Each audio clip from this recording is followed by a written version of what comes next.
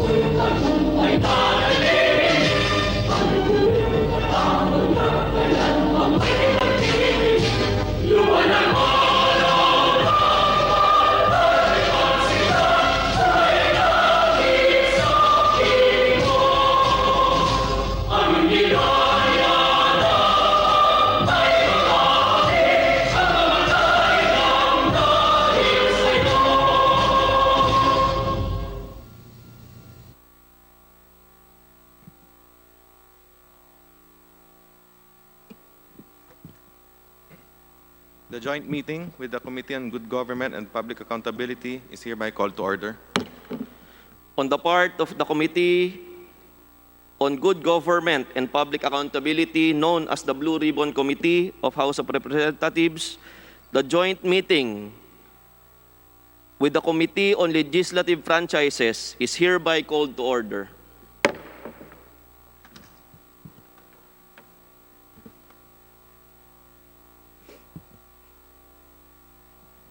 Congressman Villago, can you please make the proper motion for the determination of quorum?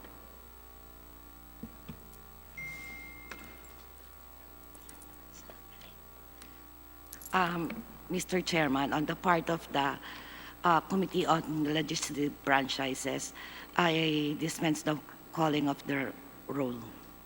Second. There's a motion to dispense with the calling of the roll for the Committee on Legislative Franchises. Motion is duly seconded. Without any objections, motion is approved. Vice Chairman Defensor, you're now recognized. Thank you, Mr. Chair. Mr. Chair, may I move to dispense with the calling of the roll for the Committee on Good Government and Public Accountability. Do I hear a second? Second. Motion duly seconded and no objection raised. The calling of the roll of members for the Committee on Good Government and Public Accountability, known as the Blue Ribbon Committee, is dispensed with. Congresswoman Villago.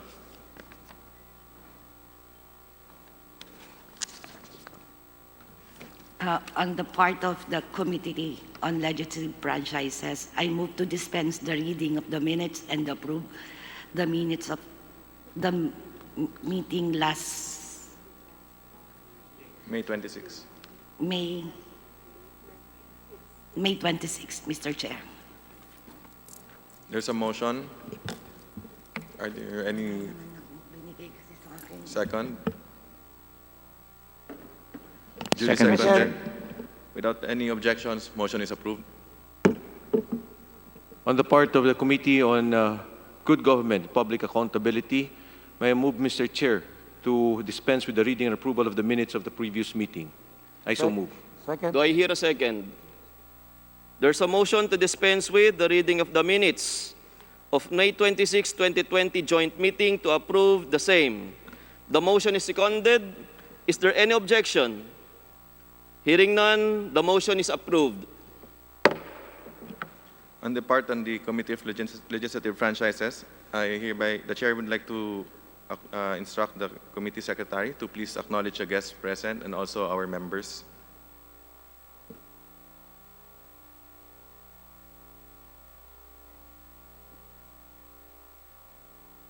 Good morning. For the members present in the session hall, we have Chairman Franz Alvarez, Chairman Jose Antonio Alvarado, Honorable Elpidio Barzaga, Honorable Micaela Villago, Honorable Sol Aragones, Honorable Roberto Puno, Honorable Rodante Marcoleta, Honorable Juan Miguel Arroyo, Honorable Alfredo Garbin, Honorable Ferdinand Gaite, Honorable Arlene Brosas, and Honorable Franz Castro, and Vice Chair Rodolfo Antonio Tonipet Albano. For the Zoom, those present in the Zoom, we have Speaker Alan Peter Cayetano, Majority Leader Ferdinand Romualdez, Representative Joy Tambunting, Representative Enrico Pineda, Deputy Speaker Loren Legarda, Deputy Speaker Rosemary Baby Arenas, Deputy Speaker Paulo Duterte, Representative Jose Pingping Tejada, Representative Gabriel Bordado, Representative Edsa Lagman, Deputy Speaker Pablo John Garcia, Representative Christian Onabia, Representative Noel Lacson, Representative Stephen Paduano, Representative Chedorico Jaresco, Deputy Speaker Raneo Abu, Deputy Speaker Aurelio Gonzalez, Deputy Speaker Vilma Santos Recto, Representative Josephine Ramirez Sato, Deputy Speaker Dan Fernandez, Representative Roland Valeriano, Representative Sheena Tan, Representative Lo Fortun, Representative Rufus Rodriguez, Deputy Majority Leader Ria Farinas, Representative Sandro Gonzalez, Representative Michael Edgar Aglipay, Representative Faustino Michael D., Deputy Speaker Evelina Escudero, Representative Romeo Halusos, Representative Maricel Nagano, Representative Estela Kimbo, Representative Yasser Balindong, Representative Ann Hofer, Representative Gavini Pancho, Representative West Gatchalian, Representative Sara Ibanez Elago, Representative Euphemia Colyamat, Representative Maitet Colyantes, Representative John Marvin Nieto, Representative Jericho Nograles, Representative Ino D., Gil Acosta, Representative Eduardo Gulias, Representative Claudine Diana Bautista, Representative Along Malapitan, Representative Alfred Vargas, Representative Cyril Abueg Saldivar, Representative Edward Maceda, Representative Mark Go, Representative Adriano Ebcas, Representative Frederick Shaw, Representative Yeda Romualdez, Deputy Majority Leader Bernadette Herrera, Representative Mike Aglipay, Representative Rogelio Pacquiao, Representative Edio Bong Plaza, and Representative Datu Rooney Sinsuat. For our guest present in the session hall, we have from the Department of Justice, Assistant Secretary Nicolas Felix T., and State Counsel Charles Romulus Cambaliza. From the NTC, we have Deputy Commissioner Cabarrios. From the ABS-CBN, we have Mr. Martin Lopez, Chairman, Mr. Carlo Katigbak, President and CEO, Ms. Socorro Bidane, COO for Broadcast, Mr. Raymond Miranda, Chief Strategy Officer, Attorney Enrique Quiazon, Corporate Secretary, Attorney Aresio Rendor, Attorney Miguel Damaso, and Attorney Cherry Cruz. Via Zoom, we have from the Office of the Solicitor General, we have Solgen Jose Calida. And from the NTC, we have Commissioner Gamaliel Cordova. From ABS-CBN via Zoom, we have also Attorney Ayo Bautista and Ms. Connie Lopez. And also KBP officials, they are also via Zoom. On the part of the Blue Ribbon Committee, I hereby acknowledge the members present. The COMSEC is hereby directed to read the names of members present and via Zoom. Thank you, Mr. Chairman. We have in plenary today members for the Committee on Good Government and Public Accountability, Vice Chairperson Michael T. Defensor. We also have Congresswoman Sol Aragones, Congressman Tony Pet Albano, and Congressman Ferdinand Argaite. Joining us in Zoom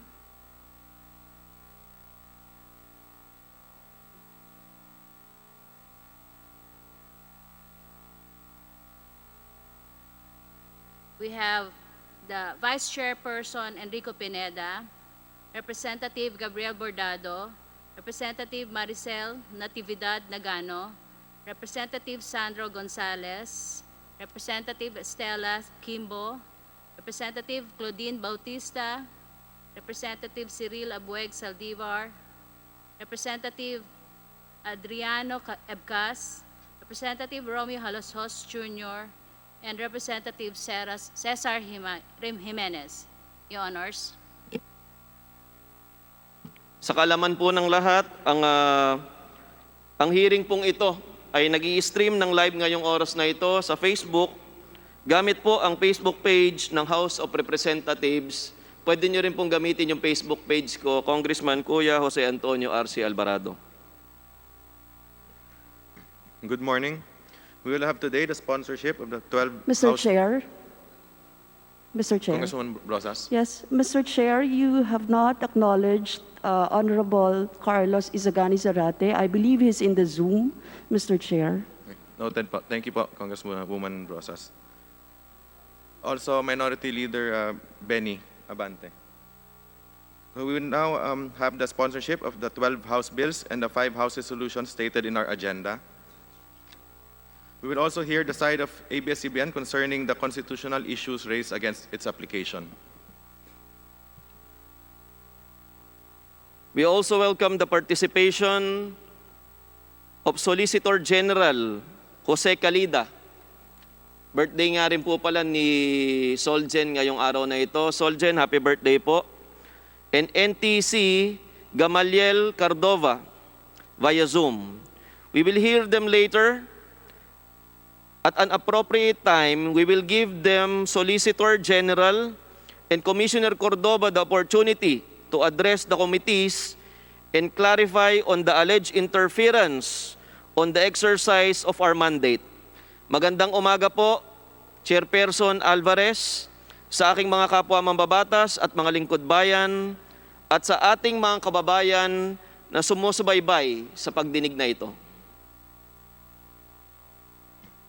Mr. Chair, Kong Marcoleta. may I know if Mr. Gabi Lopez was invited, or is he present today or in the Zoom?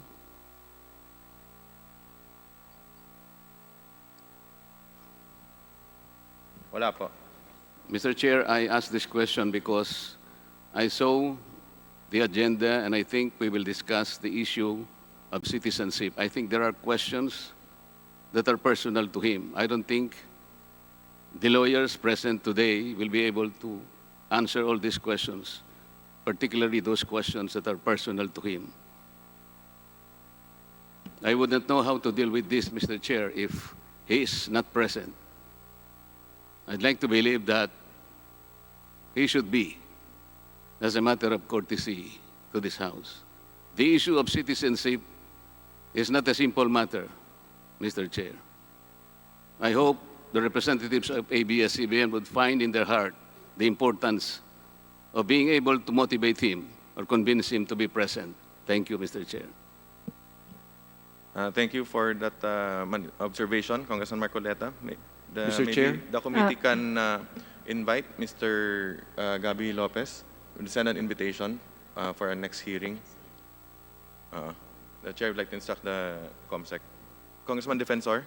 Mr. Chair, you already made an invitation because with the manifestation of the Honorable Marcoleta, I would have moved officially to have him called to this hearing. But as you have already stated the invitation, Mr. Chair, then we leave it to the committee to have him invited to this. Because that is correct, Mr. Chair. The issue of the Honorable Marcoleta is not just a simple issue of financial or violations of certain laws, but it is a constitutional mandate that we have to fulfill as part of their franchise. So I second the manifestation of the Honorable Marcoleta, Mr. Chair. Thank you, Cong Defensor. So now, may we move on? Mr. Chair, Franz Castro po. Congresswoman Castro. Just an inquiry, Mr. Chair. So may I know I know I have this agenda. We have here the sponsorship of the legislative franchise for ABS-CBN, and the second agenda is the inquiry on the different inquiries about the ABS-CBN. So the joint committee meeting is for the inquiry about the ABS-CBN. May I know, Mr. Chair, when are we going to discuss solely the agenda on the legislative franchise? Because I know the legislative franchise issue is just for the Committee on Legislative Franchise, and this committee hearing is on the inquiry of our colleagues about the ABS-CBN. So may I know the time frame, Mr. Chair, about the legislative franchise by the ABS-CBN filed by our colleagues or by us in the committee? Mr. Chairman, Cong Barsaga. well, actually, insofar as the inquiry of our distinguished colleague is concerned, necessarily we have to determine or rule on the franchise application of ABS-CBN.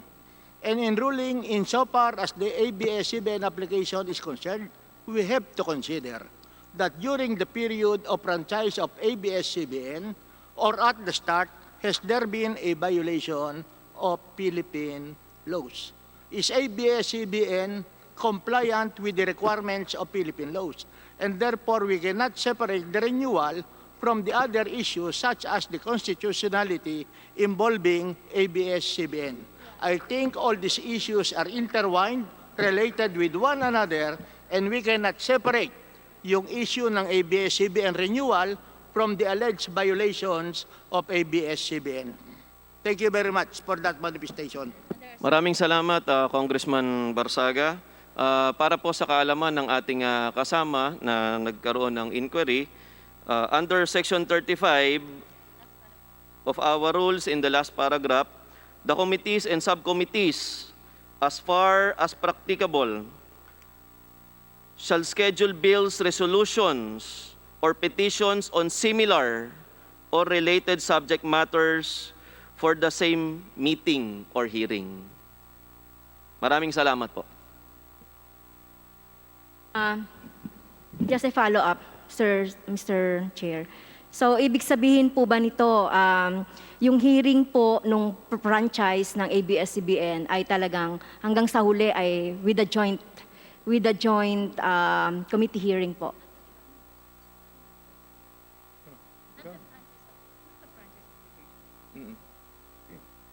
Hindi po yung franchise application.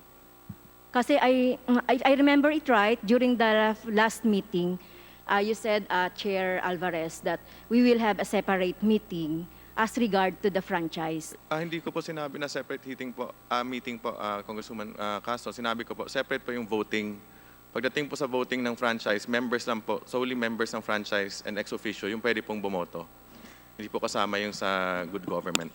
Oh, so, ibig sabihin po ay, as regards to the franchise bills, renewal of franchise bill filed by in the Makabayan Bloc and our other colleagues. So ibig sabihin, all throughout the hearing, joint ang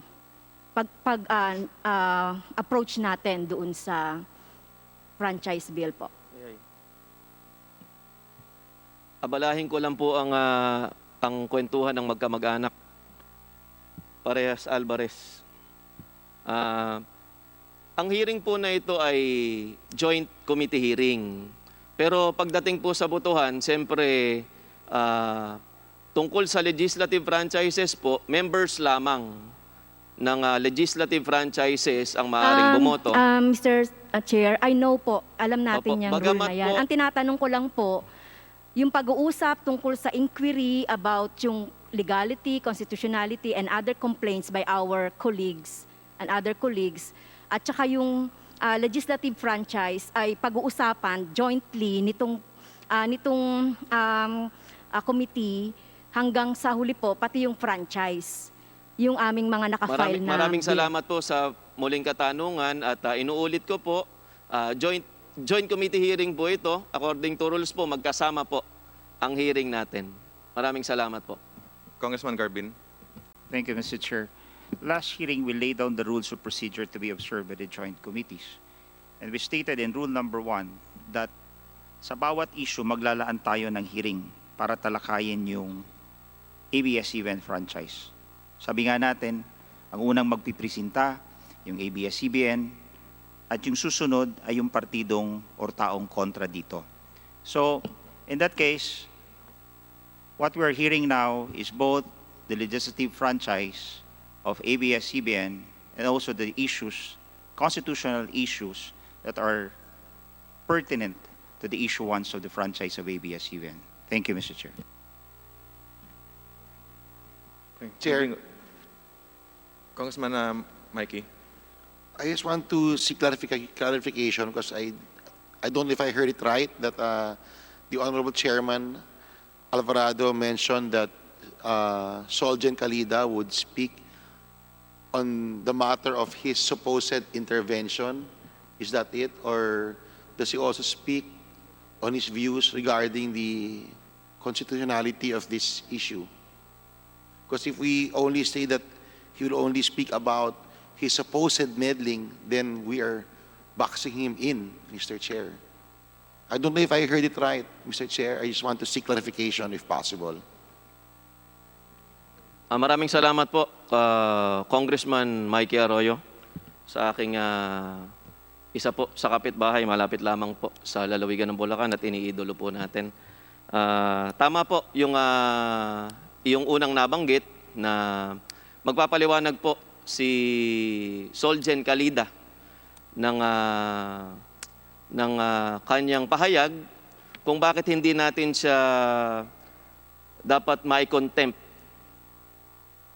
dahil po sa kanilang pagpayo o sabi nga natin nung unang araw ay pagbuli sa NTC. Ngunit ito po ay pagbibigay sa kanya ng oras at patas na pagdinig sa House Resolution po na ipinasa ni Congressman Mike Defensor Santiago. At mamaya po ay maririnig po natin lahat ito at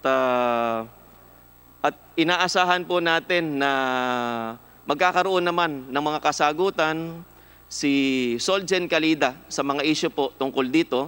Gaya nga po ng ipinakiusap ni Speaker Cayetano nung unang araw ng hearing na ito na let us be more lenient pagdating kay Soljen at sabi nga po sa sulat naman ni Soljen na birthday po ngayong araw na ito ay paunlakan niya po tayo ng kanyang panayam. Maraming salamat po. Okay, moving on. Before natin i-recognize yung magsusponsor ng mga authors, Chair would like to acknowledge additional members present. Congressman Egay Sarmiento, Deputy Speaker Johnny Pimentel, Congressman Eric Martinez, Congressman Strike Revilla, Congresswoman Divine Yu, Deputy Speaker Ferdinand Hernandez, Senior Majority Leader Boying Rimulya, Congresswoman Janet Garin, Deputy Majority Leader Bulilia, Congressman Tolentino, Congressman Zarate. At this point, the chair would like to recognize yung authors. Reminder lang po, per author, 3 minutes lang po tayo sa sponsorship. First, Congresswoman Micaela Violago to sponsor House Bill 676. Mr. Chair, before the speech of the Honorable Violago, So, Defensor. just for the record, Mr. Chair, I don't want to debate on this, but the 11 bills filed are all for renewal. It is only the Honorable Rufus Rodriguez who filed a bill granting legislative franchise, which is House Bill 6694. So ang ibig ko pong sabihin, Mr. Chair, ayoko pong makipagdebate, pero yung renewal bill, to my mind, has no effect because that bill has already expired, and what should be discussed by the Franchise Committee should be a new bill. But having said that, Mr. Chair, andito na po yung mga authors natin. I will not debate on that, and I will allow them to give their sponsorship speeches on their respective bills. Salamat, Mr. Chair. Noted, Vice Chairman Michael Defensor. Congressman Violago, you may continue. Mr. Chair, Please allow just a point of Congresswoman order so Violago that, to continue. just a point of order with the statement Yes, of yes. Congressman Defensor. You acknowledge Congressman Albano. Thank you, to Mr. Chair. I support the sentiments of Congressman Defensor. I am not here also to debate, but if they are willing to just renew so that we can fix this, instead of putting renew, but file an amendment to their sponsorship statement to say that it is for a new franchise, then this fixes the problems of their sponsorship speeches, Mr. Chair. That's all. Thank you. The Joint Committee notes your observations. Maraming salamat po, Vice Chairman Tony Pet Albano. Congresswoman Mickey Violago, finally, you have the floor. Thank you, Mr. Chair, and good morning to everyone. As the only representative in the 17th Congress and the first one in the 18th Congress to file a bill for the renewal of ABS-CBN franchise, it is my distinct honor to initiate the sponsoring of the bills for the said purpose.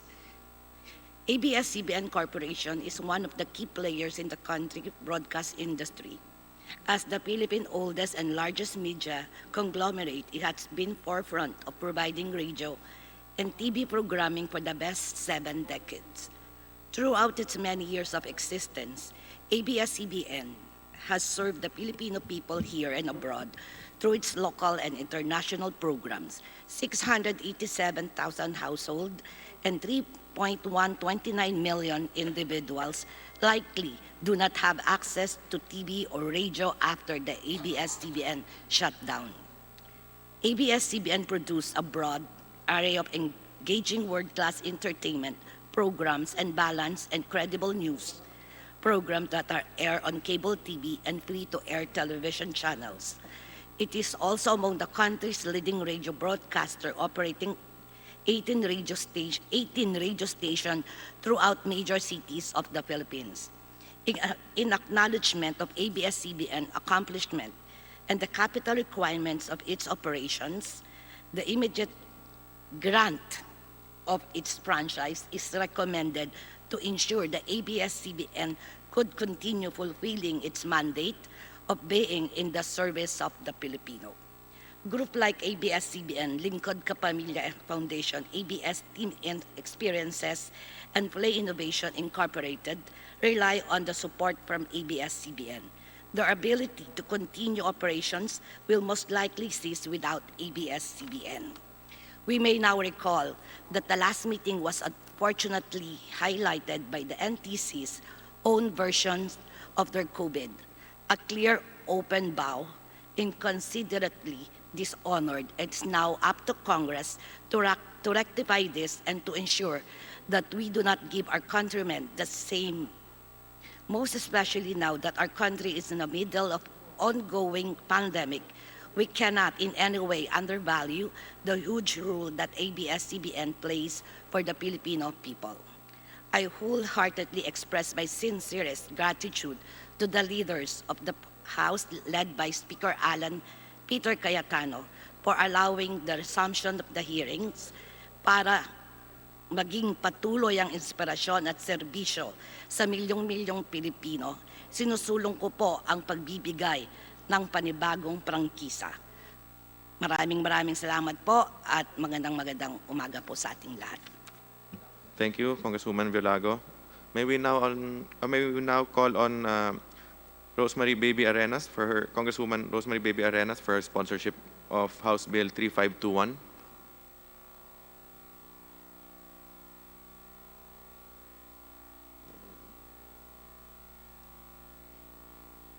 Nasa Zoom po si Congresswoman Arenas. Nadinig na ba ako? Ano na? On na ba ako? Yeah. Ah? Mr. Speaker, Chairman of Committees, colleagues, and guests, magandang umaga po. Mr. Chair, I would like to be allowed to have the explanatory note of House Bill 3521 to be considered as my sponsorship remarks. This is, to my mind, will save us time and to allow also the other members of the House who will be sponsoring similar bills to be able to make their statement, if they so desire, in support of their bills. So, Mr. Chair, may I leave my remaining time to Honorable Deputy Speaker Johnny Pimentel. Maraming salamat po. Thank you, Congresswoman Arenas. May we now recognize Honorable Joy Mira Tambunting for sponsorship of House Bill 3713.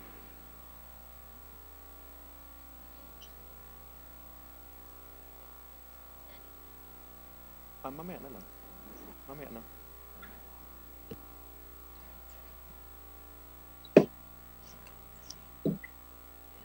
Mr. Chairman, colleagues, in the House, distinguished guests, I would like to thank our Honorable Speaker, Alan Peter Cayetano, and Honorable Committee Chairman Chicoy Alvarez, and Chairman C. Alvarado for calling today's meeting and for hearing my bill, House Bill 3713, as one of the bills seeking to renew the franchise of ABS-CBN. I would also like to thank all of those who have expressed their support for this bill, especially our 17 dear colleagues who are my fellow principal authors, our 18 esteemed colleagues who have co-authored my version of the bill, and all our colleagues and friends in and outside of Congress who are supporting and continue to support the renewal of the franchise of ABS-CBN. I support this measure for the sake of the millions of Filipinos who depend on ABS-CBN as a source of entertainment and information, for the thousands of families and depend on ABS-CBN for their income. I, like some of our colleagues, both here and in the Senate, am proud to say that I have experience working for this corporation. One of my first jobs in my professional career was with ABS-CBN. In the late 1980s, after People Power, I had the privilege of being one of the pioneer employees of ABS-CBN. I started as an associate producer, then executive producer, then producer. My work consisted in approving scripts and budgets, as well as hiring talents, hiring production people, handling 5 to 6 shows at any given time. As a show producer, I was trained to take care of people and organize people to come up with a weekly or daily show. Everyone from the directors, scriptwriters, to the actors, to prop men and production coordinators, even caterers, I would put together for a particular show. Little did I know that this outlook of taking care of different people, organizing, would help me in my work as a public servant now. Ngunit sa lahat po ng aming mga palabas sa ABS-CBN, lagi po kaming hinahanapan ng ginintoang aral. Laging kinakailangan at di maaaring mawala ang halaga ng isang ginintoang aral. the important lessons and values we always need to be reminded of in our world today have become a trademark in the shows of ABS-CBN would produce. My mentors in ABS-CBN taught me a lot about work, the value of work, hard work, respect for work, accuracy at work, love and respect for co-workers, and most of all, the dignity of work from God. These lessons all helped me mold me into what I am today. I will never, never forget that. I sponsor this bill with the belief that Congresswoman ABS-CBN should be Tambunting, given a chance reminder to po, continue 3 its minutes lang po. mission of serving Filipinos here and abroad and in providing employment to thousands of Filipinos. Though I am a sponsor of this measure, I Congresswoman Tambunting, do sorry. not believe we should approve this measure without hearing all sides. I welcome the hearings of the committee that the committee will be conducting, as it will allow us to study this bill thoroughly. And as our good speaker has said, these hearings will allow everyone, pro and against this franchise, to say their piece. In recognition of ABS-CBN's corporation tireless delivery of service for the Filipino people since its establishment, this bill seeks to renew ABS-CBN's corporation right to construct, install, establish, operate, and maintain broadcast stations in the Philippines on behalf of the people of Parañaque City 2nd District and for the common good of the Filipino people. The approval of this said measure is earnestly sought. Maraming salamat po. Thank you. Before we recognize the next sponsor, Chair would like to remind again, 3 minutes lang po ang limit natin. Now the Chair would like to recognize Congresswoman Sol Aragones to sponsor House Bill 3947. Thank you, Mr. Chairman. Mr. Chairman, honorable members of this committee, I speak today based on a very deep and personal knowledge and experience about the subject matter of our legislative action as representatives of the Filipino.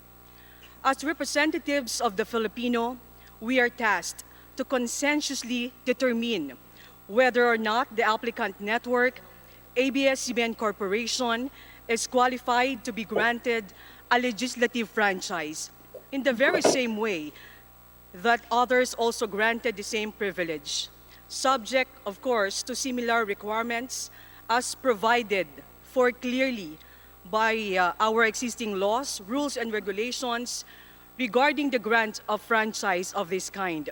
Mr. Chairman, honorable members of this committee, about 20 years ago, I applied for a job at this network and was accepted as a researcher, writer, and then I became a segment producer, and then I became a news reporter, and then I voluntarily retired as a program host about 7 years ago.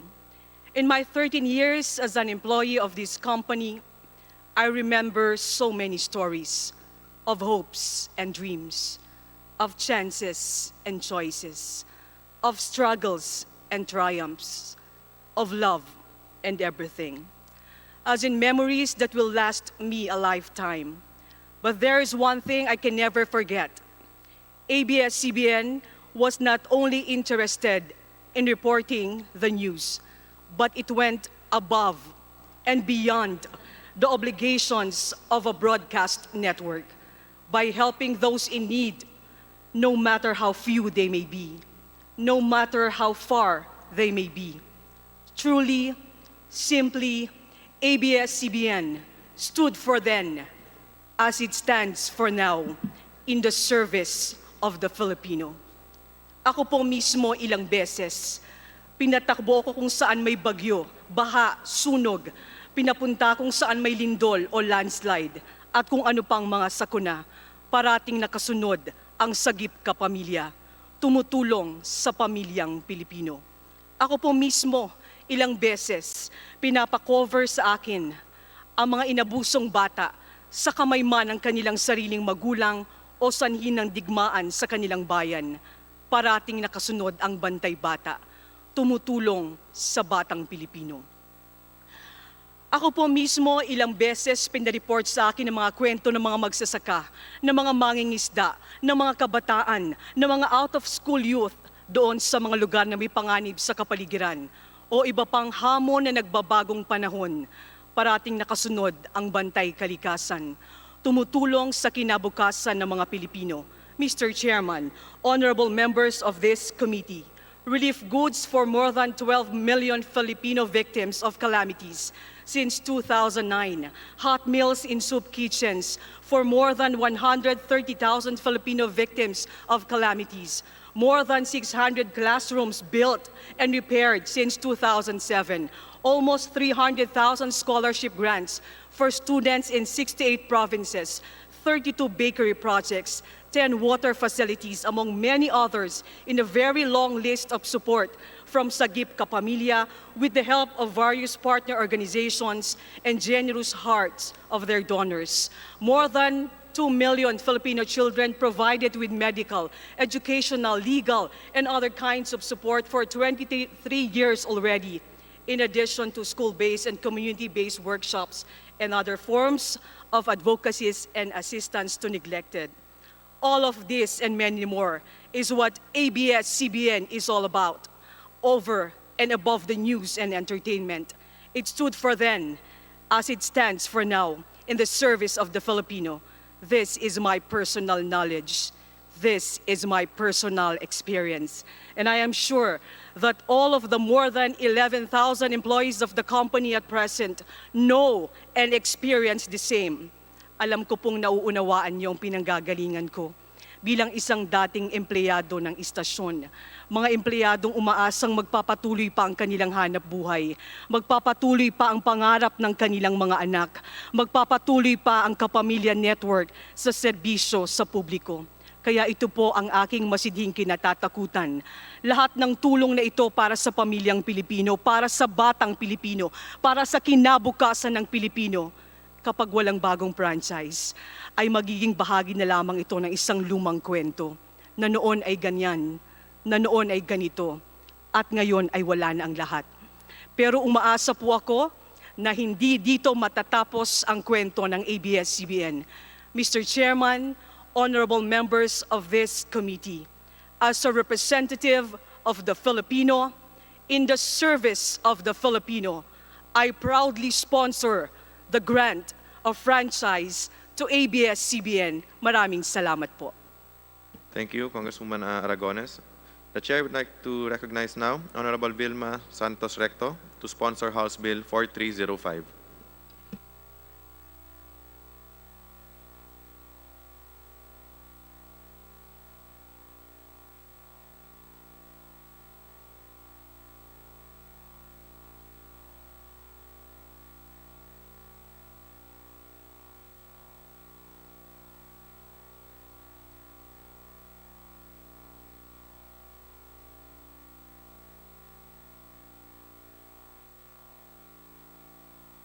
It is with deep sincerity that I thank this committee, especially Speaker Alan Peter Cayetano, and the House leadership for giving us the opportunity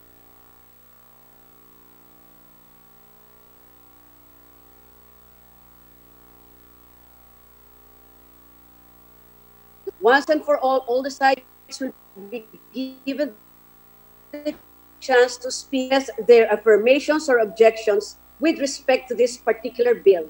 This is the right time for ABS-CBN to answer all the allegations that will be raised against them. This is also the best opportunity for ABS-CBN to clear all the issues and to clear all the speculations being raised. Mr. Chairman, I believe that this bill should be given the utmost and paramount consideration by this committee. Just for the record, ABS-CBN is already an institution when it comes to television, radio broadcasting, and other areas of communication, and most especially in the field of public service. Mahabang panahon na po silang nagsaserbisyo sa paghahatid po ng balita, impormasyon at saya sa publiko. Likewise, ABS-CBN also helped in the economy in creating opportunities by giving employment to 11,000 people. Mr. Chairman, with the present situation of ABS-CBN, I am saddened that 11,000 employees will be affected and will be displaced. As part of the entertainment industry, let me share my deep concern to the talents of ABS-CBN, whom I know will be affected in these trying times. Sa kasalukuyan po sa pagtigil ng operasyon ng ABS-CBN, kasunod po dito ang pagtigil ng kanilang pong programa sa telebisyon. Mawawala na po ang mga programang nagbibigay ng kasiyahan, ang mga programang nagbibigay ng inspirasyon at pag-asa. Sa ngayon po, marami po sa aking mga kasamahan sa industriya ang nawalan na ng trabaho at ang iba naman po ay nakaambang mawala na rin po ng trabaho. Para po sa kaalaman po ng lahat, sa bawat talent po ng ABS-CBN na mawala ng trabaho, marami pong mga kasamahan nila sa trabaho ang maaapektuhan. Kasama na rito ang kanilang palagiang kasama sa trabaho na tinatawag na personal assistant, personal makeup artist, personal hairstylist, designer, kasama na rin po ang kanilang mga personal driver at personal helper na ang artista po na personal ang nagpapasweldo sa kanila. Ibig sabihin po nito, marami pong umaasa sa mga talents ng ABS-CBN, kasama na rin po rito ang kanila pong mga pamilya. Let us give due consideration to the talents of ABS-CBN. They are also part of the workforce of our country. Ang trabaho po ng mga talents at ng mga artista ay pinaghihirapan din po, pinagpapawisan, pinagtatrabahuhan ng mabuti para maabot man kung saan man sila ngayon. Pero minsan, sila rin po yung nababatikos at napaglalaruan. Pero pagdating po ng eleksyon, kampanya ang mga politiko. Bakit? Kasi po silang hinahanap at mahal at gustong makita ng mga tao. Alam natin pong lahat na ang bansa po ngayon ay naharap sa isang malaking suliranin. Ito po ang dulot ng pandemyang COVID-19. Dahil sa pandemyang ito, aabot po ng 5 milyon o higit pa sa ating mga kababayan ang mawawala ng trabaho. Ako po'y naniniwala na malaki ang magagawa o maitutulong ng kongresong ito para huwag na pong madagdagan pa ang mawawala ng mga trabaho. Dahil sa pandemyang ito, marami na pong negosyo na apektuhan, nagsara. Sana naman po mabigyan ng pagkakataon ng abalik na sa kanilang operasyon sa mas madaling panahon.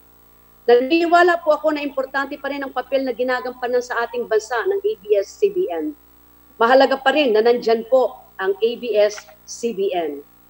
Mr. Chairman, if I may reiterate, let us consider this bill and other similar bills as part of the priority measures of this committee. Muli, ako po ay naniniwala na ito na ang tamang pagkakataon para tuwirang sagutin ng ABS-CBN ang lahat ng aligasyon na may kaugnayan sa kanilang prangkisa at patunayan nila na dapat sila mabigyan ng prangkisa ng kongresong ito. I am confident that this committee will exercise at a decision at the appropriate time. Again, let us consider and recognize the contribution of ABS-CBN in terms of public service, in terms of delivering news and information, in terms of taxes it paid to the government, in terms of providing entertainment to the people, and in terms of nation building. Ako po'y maasa na magkakaroon tayo ng positibo, malaya at makatwirang pagdinig. Maraming salamat po, Mr. Chair. Thank you. Before we move on to our next sponsor, the Chair would like to recognize additional members present. We have Deputy Majority Leader Hipólito Castelo, Deputy Speaker Neptali Gonzales, Congressman Cesar Joe Jimenez, Deputy Speaker D.B. Savillano, Congressman Abellanosa, Congressman Datol, Congressman Guya, and Congressman Cabuchan. And Congresswoman Sharon Garin. The Chair would like to recognize now Congressman Rufus Rodriguez to sponsor House Bill 5705 and House Bill 6694.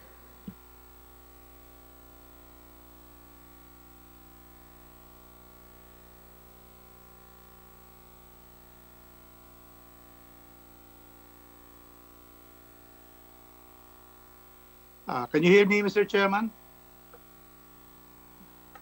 Please proceed, Kong Rufus.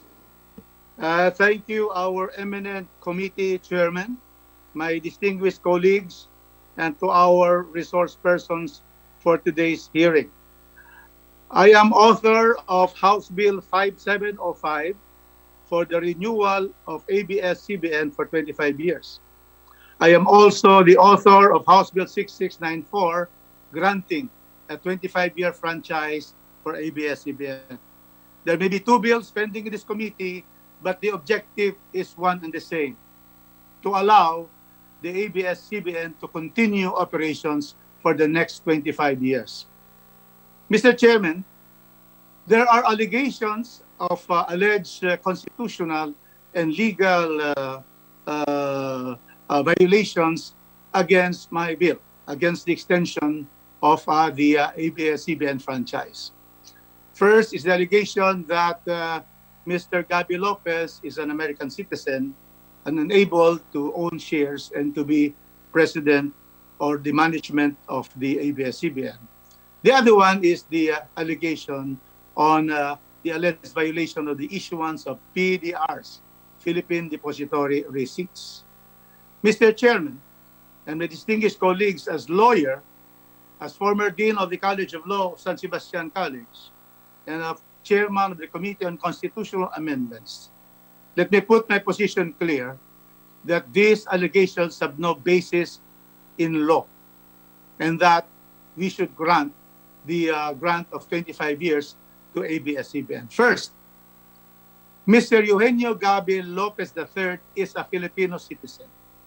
He was born to Filipino parents under the 1935 Constitution and was in effect, when he was born, automatically he is a Filipino citizen. That is by virtue of the principle of jus sanguinis, the law of ancestry or by blood.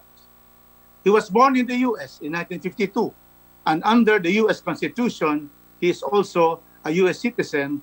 That is under the principle of jus soli, or the law of the soil.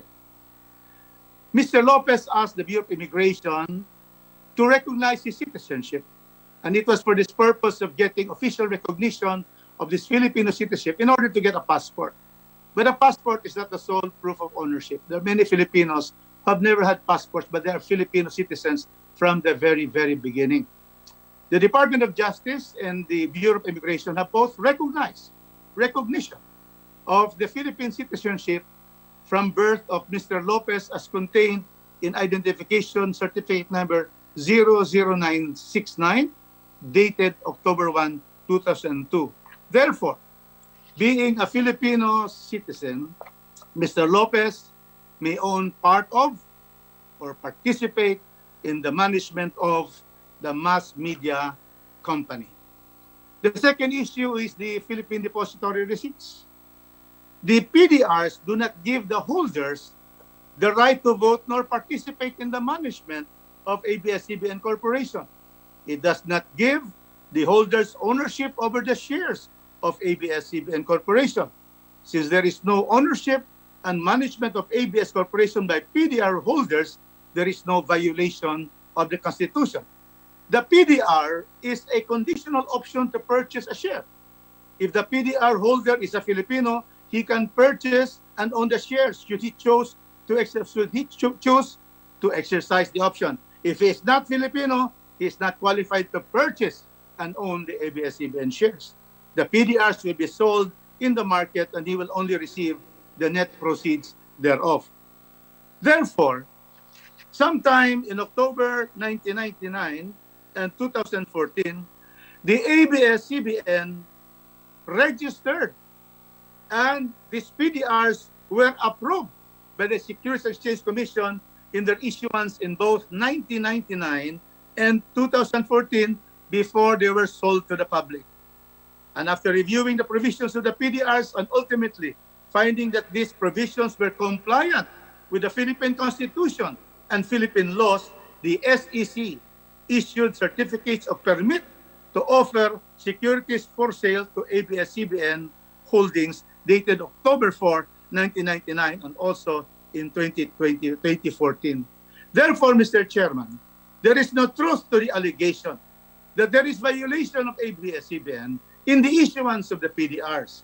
Clearly, by the PDR receipt and the contract itself, clearly upon the approval of the SEC, this has been found to be valid.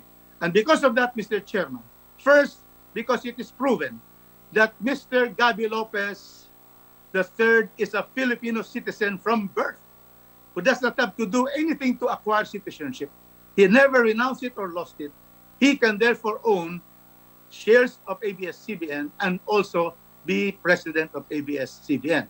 And therefore, that allegation has no basis in the Constitution and in law.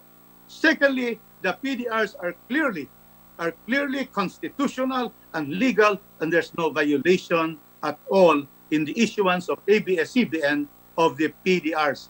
With that, Mr. Chairman, I call on our distinguished colleagues, after due hearing and notice, to grant a 25-year franchise to ABS-CBN so that they will continue their operations for the next 25 years. Thank you, Mr. Chairman. Thank you, my distinguished colleagues.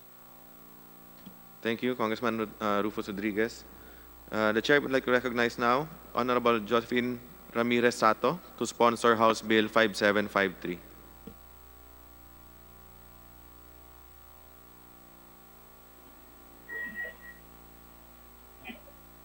Mr. Chairman, can you hear me?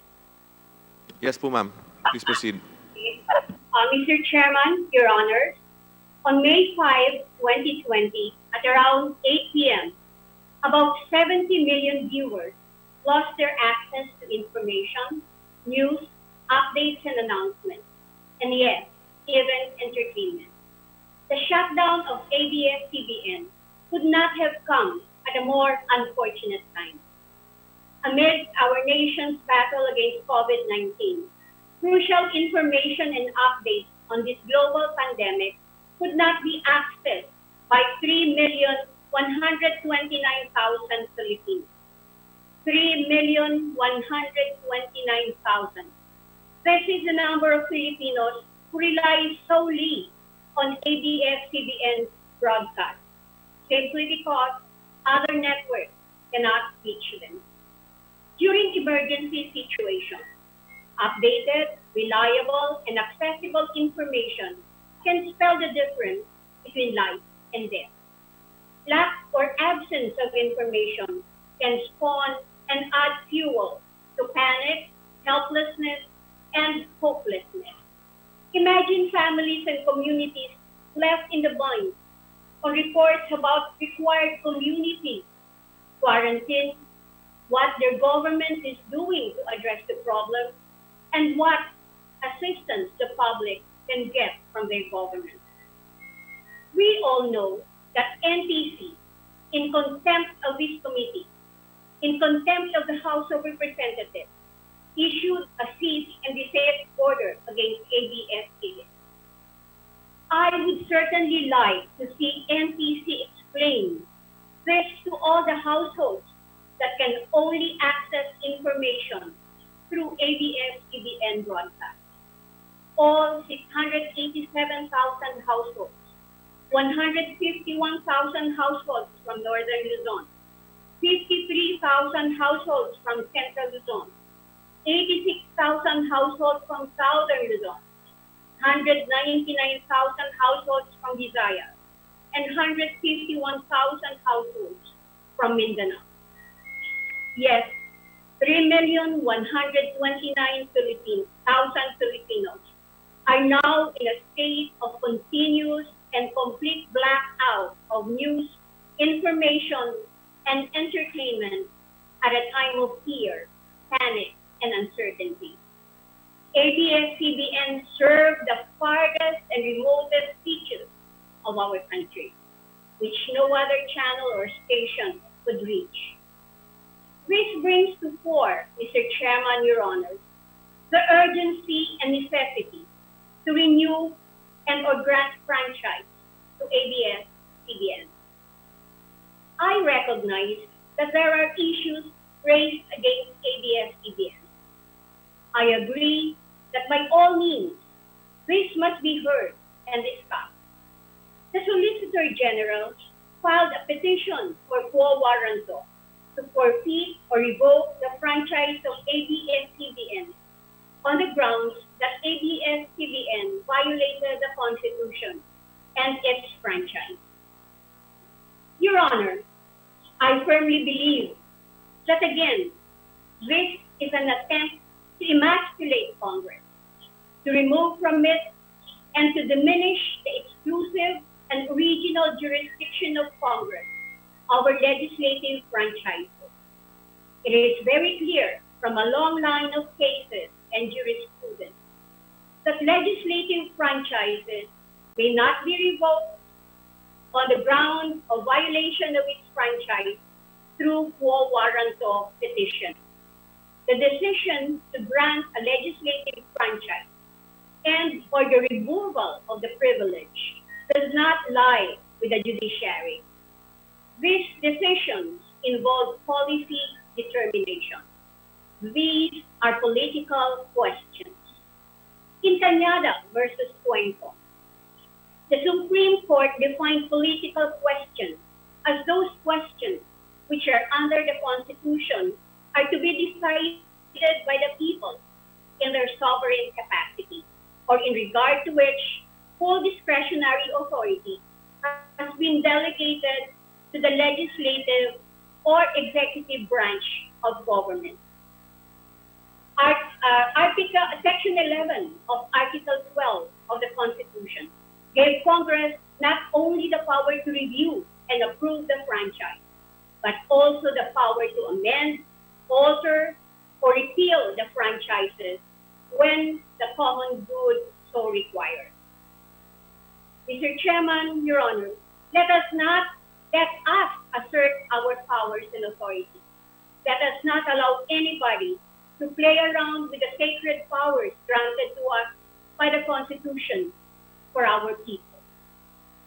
I have conscientiously studied the legal issues being leveled against Abs-Cbn, and I am convinced, as expounded by Honorable Rufus Rodriguez, that Abs-Cbn did not violate the Constitution and the franchise. Article 16, Section 11, Paragraph 1 of the Constitution provides that ownership and management of mass media shall be limited to citizens of the Philippines or to corporations, cooperatives, or associations wholly owned and managed by such citizens. Did Abs-Cbn violate this provision when it issued and offered to the public Philippine Depository Receipt? The answer is no. PDR is an investment instrument that allows the public to invest in the performance of Abs-Cbn share on the stock exchange. Napaka-technical po ng issue ng PDR. Inahalin tulad po ito ni Philippine Stock Exchange Chairman Francis Lim. Ito daw po ay parang ang isang tao ay bumili ng isang ticket para pumusta sa isang kabayo. Ang ticket mo ay para lang kung manalo ang kabayong pinustahan mo, ikaw ay may kabahagi sa panalo ng kabayo. Ngunit ang panalo mo ay hindi nangangahulugan na ikaw na rin ang may-ari ng kabayo. At most, Attorney Lim said, what it gives you is the right to own a share of stock. And it gives you the right subject to law. Thus, if you are a foreigner, you cannot convert your PDR into a share in the Abs-Cbn because you are disqualified from owning. As stated by Congressman Rufus Rodriguez, no less than the SEC issued a certificate of permit to offer securities for sale. These certificates were issued to Abs-Cbn before the PDRs were offered to the public. No less than the Supervising Commissioner, Luis Amatong, said that the PDRs of Abs-Cbn Holdings Corporation were issued based on prevailing laws, jurisprudence, and regulation. Mr. Chairman, to renew or not to renew? Kong Sato, sorry po, paki-wrap up na po. I'm wrapping up. To renew or not to renew? To grant or not to grant? This is a question. But there is no question, Mr. Chairman, Your Honor, that to renew and or grant Abs-Cbn a 25-year franchise will prove that this House of Representatives, this House of the People, will stand firm and steadfast so that freedom of expression, so that freedom of the press, and our people's right to to news and information shall forever reign supreme in our democracy. God bless the Philippines. Maraming salamat po. Thank you. The chair would like to recognize Congressman Caloy Zarate for his sponsorship of House Bill 6052 to be followed by Congresswoman Franz Castro. Thank you, Mr. Chair, to the chairs of these joint committees and the staff, to my colleagues in the 18th Congress, to our resource persons, and to the Filipino people. Magandang umaga po sa ating lahat. This representation, together with the Makabayan Bloc, sponsored this House Bill number 6052, which seeks to grant applicant ABS-CBN corporations a renewed franchise for a period of 25 years. Mr. Chair, prior to joining Congress, I was a journalist and a lawyer by profession. My advocacy, therefore, is to uphold at all times the freedom of the press, of speech and expression, and access to information of our people. In Chavez versus Gonzalez, GR number 168338, decided on February 15, 2008, then Chief Justice Puno stated, and I quote, "Much has been written on the philosophical basis of press freedom as part of the larger right of free discussion and expression. Its practical importance, though, is more easily grasped. It is the chief source of information on current affairs. It is the most pervasive and perhaps most powerful vehicle of opinion and on public questions. It is the instrument by which citizens keep their government informed of their needs, their aspirations, and their grievances. It is the sharpest weapon in the fight to keep government responsible and efficient. Without a vigilant press, the mistakes of every administration would go uncorrected and its abuses unexposed." Close quote.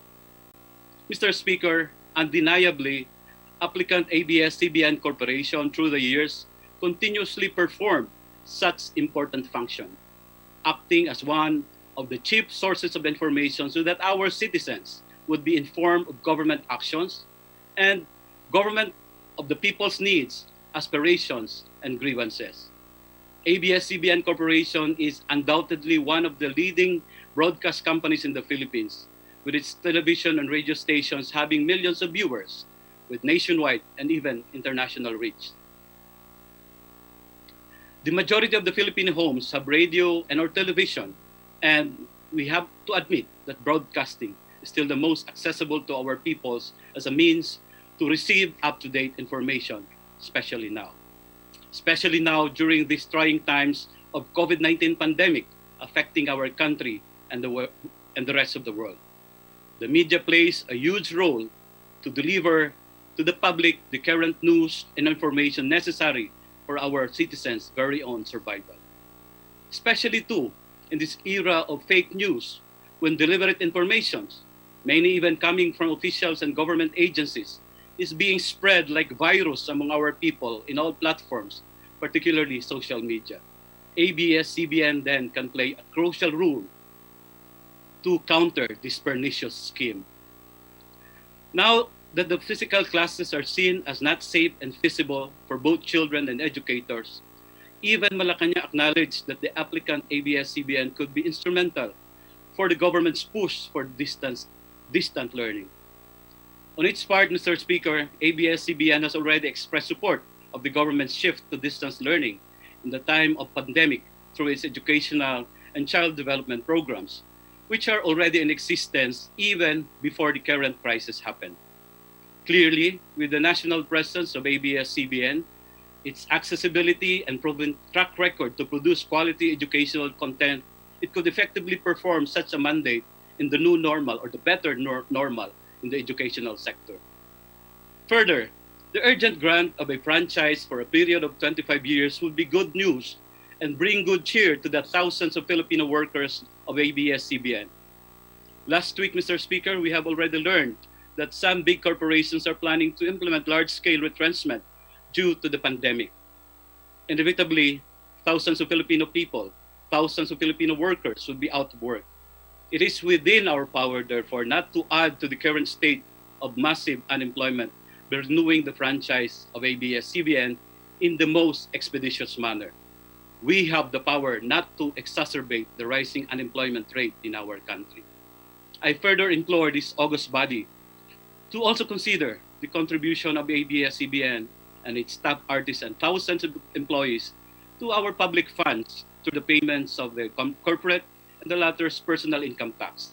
It is also within our power not to lessen tax collections by renewing the franchise of ABS-CBN so it could continue to operate and provide a livelihood to many. Finally, Mr. Speaker, it is earnestly sought of the House Committee on Legislative Franchise that we give ABS-CBN Corporation a renewed franchise for a period of 25 years. Maraming salamat po at magandang umaga sa ating lahat. Thank you, Kong Zarate. The Chair would like to recognize now Congresswoman Arlene Brosas. Sorry. Thank you. Good morning. Good morning, my dear colleagues, and to all advocates of press freedom who are present in this hall. Nitong Pebrero, inihain ng Gabriela Women's Party kasama ang buong Makabayan Bloc ang panukala hinggil sa pag-renew ng prangkisa ng ABS-CBN. Pagsuporta ito sa panawagang depensahan ng kalayaan sa pamamahayag, lalo pat target ang network ng bantang pagpapasara ng Pangulo.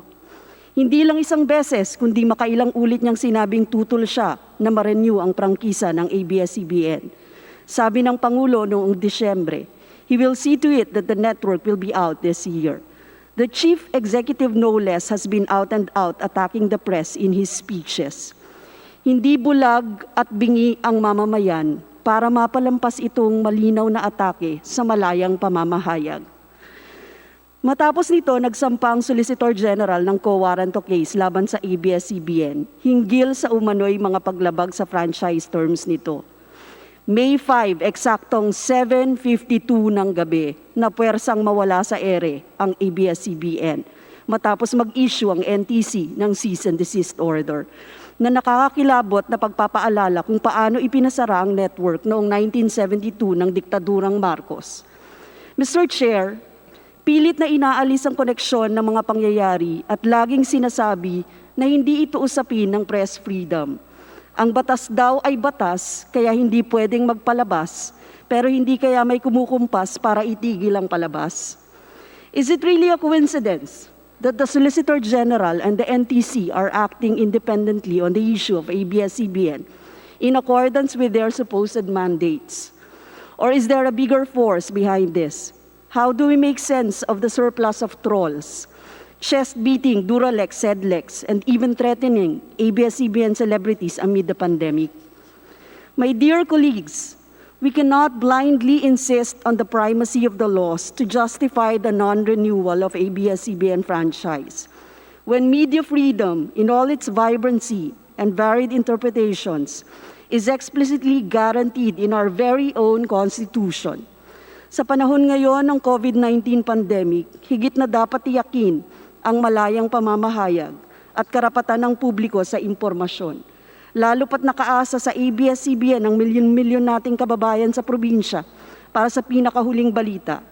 Mahalagang itaguyod din ang malayang pamamahayag sa kalagayang naglipa na ang mga makinarya ng kasinungalingan at takot na layuning patahimikin ng mamamayan. Totoong pribilehiyo ang pagkakaroon ng prangkisa.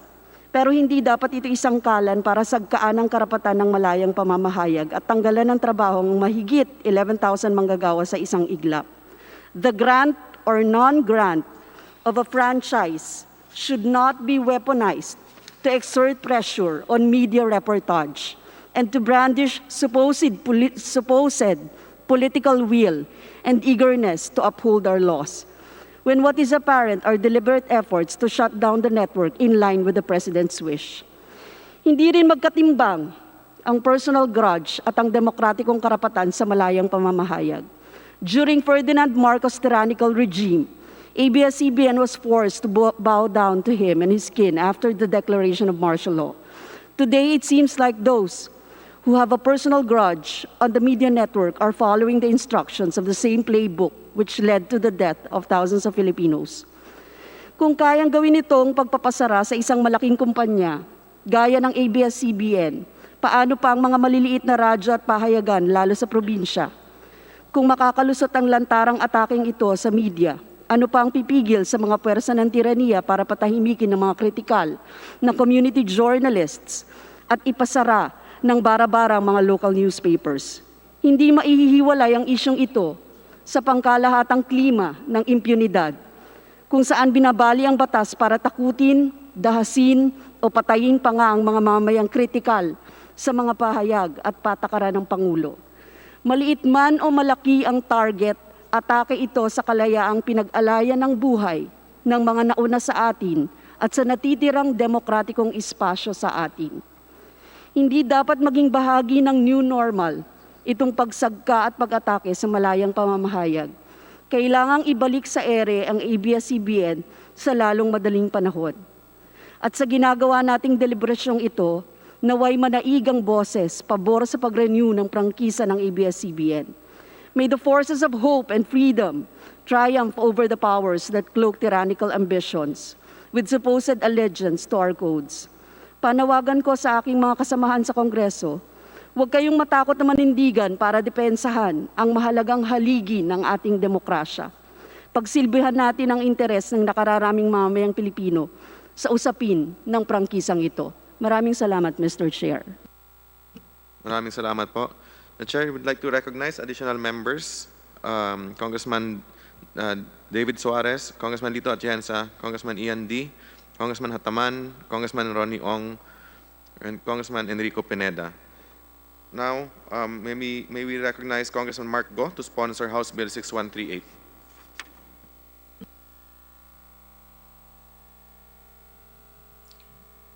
Thank you. Thank you very much, Mr. Chair. Our beloved Speaker, Alan Peter Cayetano, honorable colleagues, fellow sponsors, resource persons, friends, ladies and gentlemen, magandang umaga po sa inyo lahat. Mr. Chair, history will remember the COVID-19 crisis as the pandemic that has shaken this country and the rest of the world. An invisible enemy that has claimed lives, paralyzed the economy, and affected life as we know it. Understandably, the atmosphere looms with fear and uncertainty, and it is now more than ever that our constituents look to us for guidance and support, relying on our leadership to aid them through this difficult time. As we at Congress work day in and day out towards solutions that will help us rise above this crisis, history will also remember how we, the country, duly elected leaders, responded to these trying times. Once the time comes for our nation and future generations to look back at this bleak moment in history, it is my hope that we are not remembered as their leaders that allowed the country's largest broadcaster to shut down in the midst of the largest pandemic so far in this 21st century. The pandemic has only underscored the divide among Filipinos between ordinary citizens and authorities. Yet, the ABS-CBN shutdown has also further polarized these differences at a time when unity is crucial to our well-being and at a time when people need to access to news and important information. The country is in the midst of what is its most difficult health crisis yet, and at a time when the nation is in need for our united effort, now more than ever. As public servants, it is our duty to rise above our political leanings and our biases to serve towards a higher purpose and ensure the welfare of our constituents. The ABS-CBN shutdown is not a mere issue of media consumption, where we lose one network in a sea of other broadcasters and media platforms. It is an issue, wittingly or unwittingly, of public welfare. While there are those of us who are fortunate enough to have other options or on where to listen to the news or receive content, let us not forget that we have other countrymen in various parts of the country whose only source of information, especially at a time when public information is of highest priority, has been cut at the expense of their own safety. Last May 14, Typhoon Ambo made its landfall at eastern Visayas. According to reports, many families failed to prepare for the landfall after free television and radio broadcasts of ABS-CBN were shut down, as these are the only broadcast signals that can reach their homes. This lamentable incident brought about by Typhoon Ambo is insult added to injury in the wake of the trying times of our country has faced in the past months. Undeniably, the operation of broadcast media is imbued with public interest and as the body mandated by the Constitution to determine the propriety of granting franchise, it is incumbent upon us to ensure that broadcast companies we allow to operate are compliant with the laws. They can be held accountable if need be and are capable of delivering their services effectively. That said, we must be reminded that our commitment to rules and technicalities is meant to facilitate and not defeat our greater commitment to social justice and general welfare.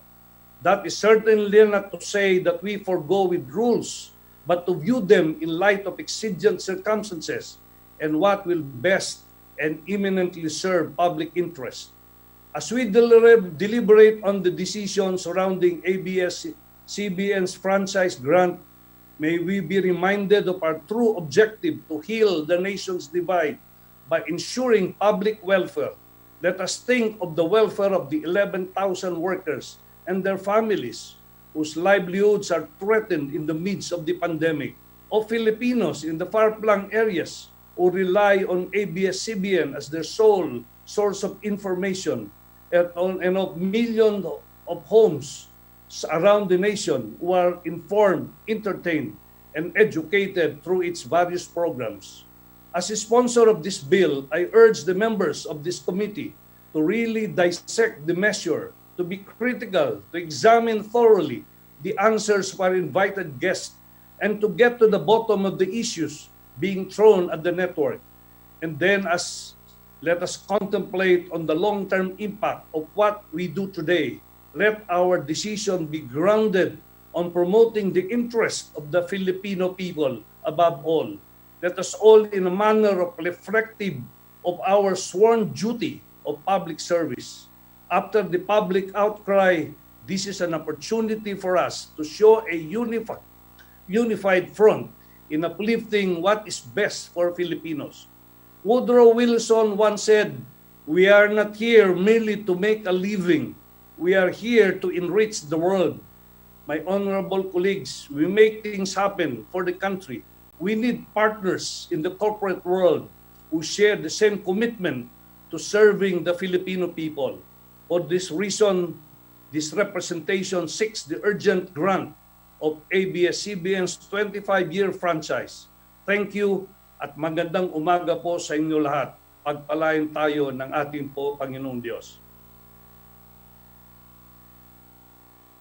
Thank you, Mr. Chair. Thank you, Congressman Mark Go. The Chair would like to recognize now Congressman Dong Gonzales and Congressman Johnny Pimentel to sponsor House Bill 5608. Congressman Gonzales.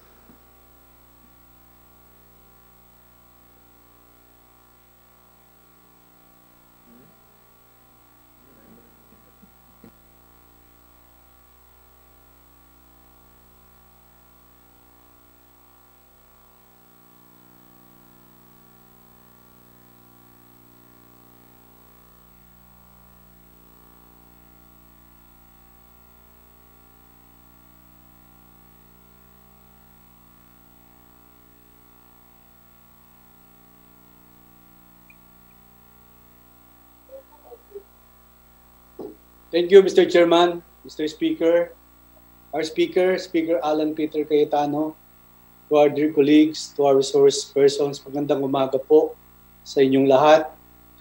Isa po ako sa mga author sa pagbibigay ng pagre-renew ng prangkisa ng ABS-CBN at sa mga industriyang nakakatulong at nakakapagbigay ginhawa sa mga Pilipino. Naniniwala po ako na sa pamamagitan ng magtutulungan ng mga pribadong sektor at ng gobyerno, mabibigyan natin ng mga consumer ng isang mabisang paghahatid na serbisyong publiko. Sa katunayan po, kasama natin si Chairman Alvarez, isa po tayo sa sumuporta upang maisabatas ang renewal ng prangkisa ng GMA Network, Smart Telecommunications, Globe Telecom, at iba pang mga lokal na prangkisa noong 17th Congress. Mr. Chairman, I have no vested interest in the outcome of this renewal. Hindi po ako investor, hindi rin po ako producer, at mas lalong hindi po ako artista ng ABS-CBN. Isa lang po ako sa mga Pilipino na gustong makita uli sa ere ang ABS-CBN. 29 years ago, Mr. Chairman, pumutok po noong June 15, 1991 ang Mount Pinatubo. Malaki po ang epekto nito sa aming probinsya sa Pampanga. Ang ABS-CBN po during that time ang nag-aabot ng ayuda at nag-cover ng mga pangyayari. Ganun din po noong October 1, 1995, dumating po ang malaking lahar sa aming probinsya which covered the whole province, most especially Bacolor. Wala pong social media during that time. Saksi po ako bilang biktima at miyembro ng Save Pampanga Movement.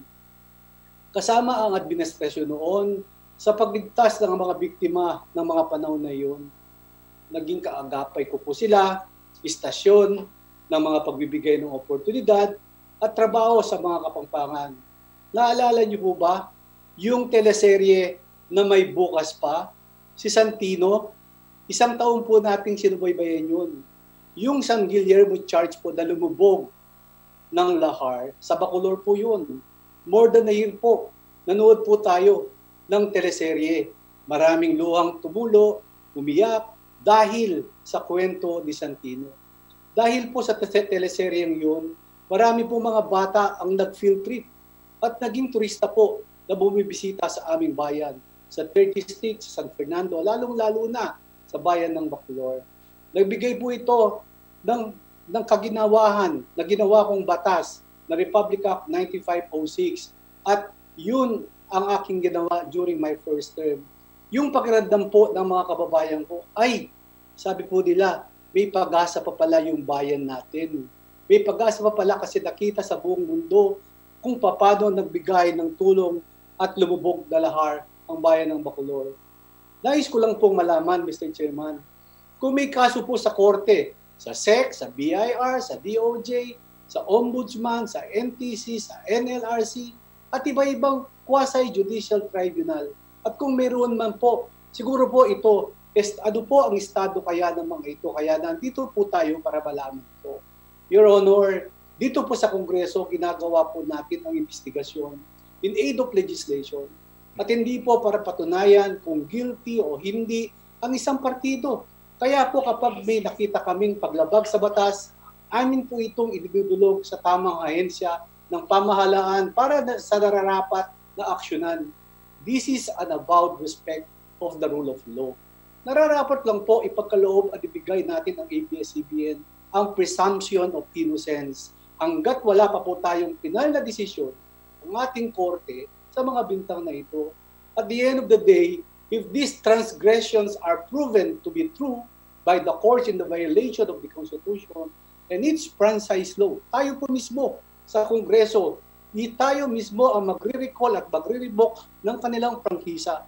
Sa ABS-CBN naman po, lagi niyong isinasama ang identity na katagang in the service of the Filipino, pero and the press freedom. Pero negosyo po to. Kumikita po kayo dito, kaya nakakapagbayad po kayo ng bilyon-bilyon sa BIR.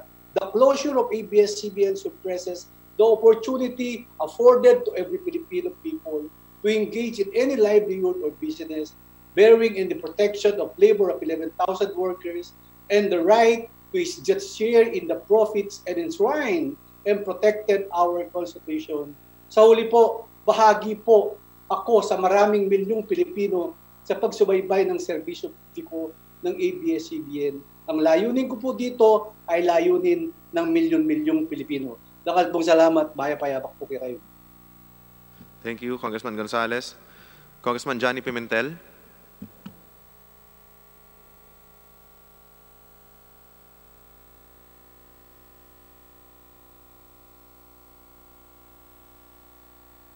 Mr. Chair, Mr. Please, Chair. please proceed, Kong Pimentel. Yes, can you hear me now, Mr. Chair? Yes, narinig po kayo. Please proceed. Okay, Mr. Chair, thank you to Speaker Cayetano. Thank you, Chairman Alvarez. Thank you also, Chairman Alvarado, for giving me the opportunity to sponsor House Bill number 5608. The ABS-CBN Corporation has been a key leader in both television and radio programming for both domestic and international audiences since its inception in the last century. It has entered many Filipino homes in delivering media content to report news from around the Philippines and across the globe.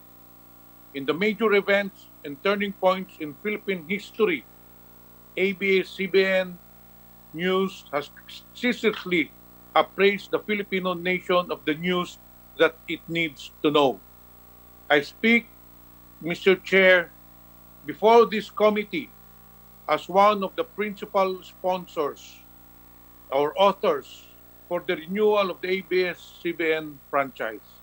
I also speak in behalf of the provincianos, just like me, whose main source of news update is broadcasting network and who were therefore cut off from the world when ABS-CBN went off air on May 5.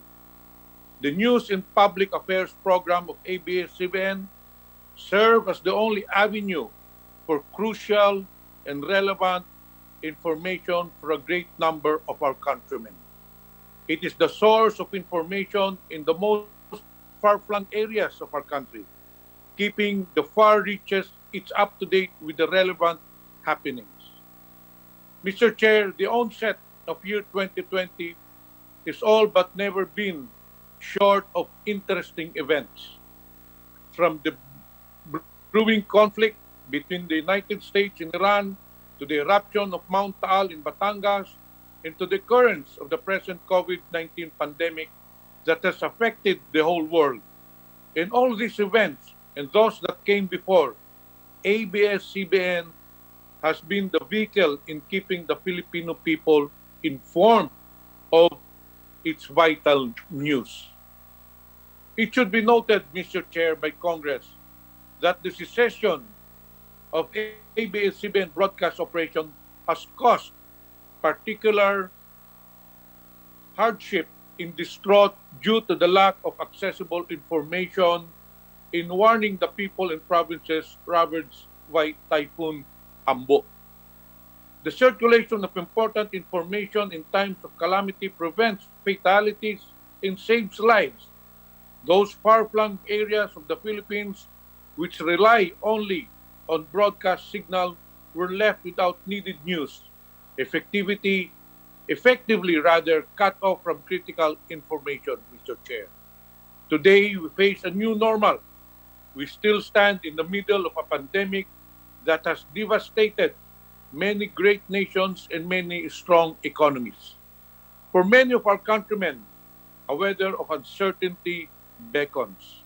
More than ever, the Filipinos need to be appraised with the current situation in our war against the pandemic and how the Philippine government is addressing the crisis. The cessation of a broadcasting network that has been one in keeping the public informed is surely a disservice to the Filipino people, Mr. Chair. A functioning and effective democracy is based on an informed citizenry unbridled by censorship. Let us stand to ensure that the Filipino people is always kept informed of the news and occurrences that directly affect their way of life. I appeal to my colleagues in the 18th Congress that we correct such disservice. Mr. Chair, the passage of this bill is earnestly sought. Thank you, Mr. Chair. Thank you, Congressman Pimentel. Now, may we recognize Deputy Speaker Lauren Legarda to sponsor House Bill 6293.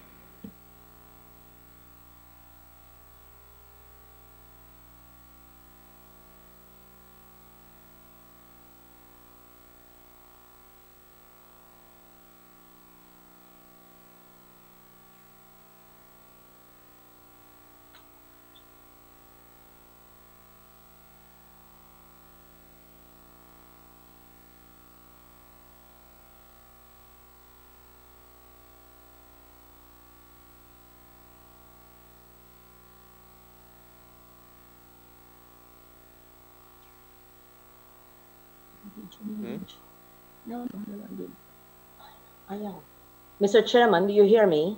Yes, narinig po kayo. Thank you. For some reason, there's no video. The internet is down now. I hope I am heard loud and clear, Mr. Chairman. Malinaw po, ma'am. Mr. Speaker, good morning, Chairman Chicoy Alvarez, to the members of the committee and our esteemed colleagues, panel persons, resource speakers. Much has already been said about why Congress should pass the House bills on the ABS-CBN legislative franchise. I will no longer belabor any of the points raised by your esteemed colleagues. This representation acknowledges that there have been issues raised for and against the pending measures, and all these must be addressed in the spirit of fairness, parity, and transparency. Allow me to just place on record that having been part of this news organization from 1986 to 1998, before I became senator, those were the years that formed a great part of my life, which I cherish. I stand for the corporations, 11,000 employees or more, composed of the rank and file, talents, professionals, my previous co-workers, who are facing uncertainty with regard to their jobs and sources of income and livelihood at this worst possible time as we face the COVID-19 pandemic.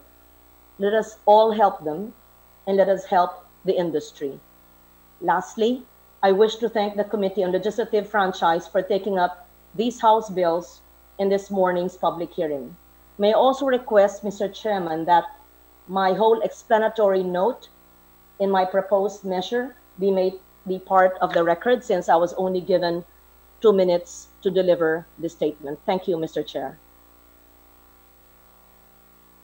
Thank you, Deputy Speaker Lauren Legarda. Noted on your request. Finally, before we recognize our last sponsor, the Chair would like to recognize additional members present. Congressman De Venecia, Congresswoman Bagat Singh, Congresswoman Helen Tan, Agabas, and Babasa. So now let's recognize Congressman Edsa Lagman to sponsor House Resolution 639.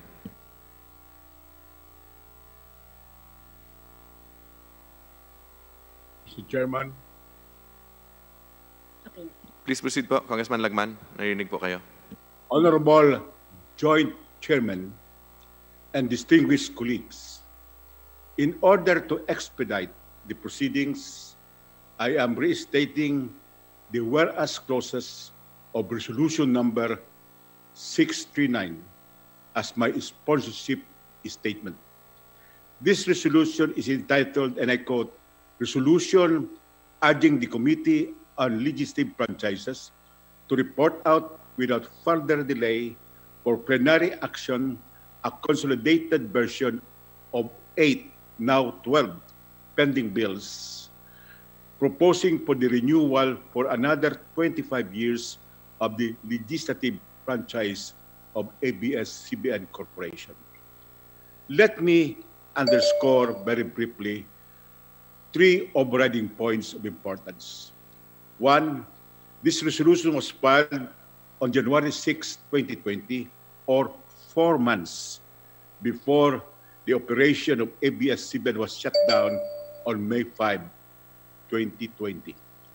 2, resolution number 639 was signed and endorsed by almost 100 members of the House, not including some authors and co-authors of pending bills who opted not to sign anymore because their positions are well known and manifest. And 3, resolution number 639 has continuing relevance until the Congress has approved the renewal or grant of a new legislative franchise to ABS-CBN for another 25 years, and such proposed franchise is enacted into law. Mr. Joint Chairman, I also reserve my right to interpolate on the constitutional issues before these joint hearings. Thank you.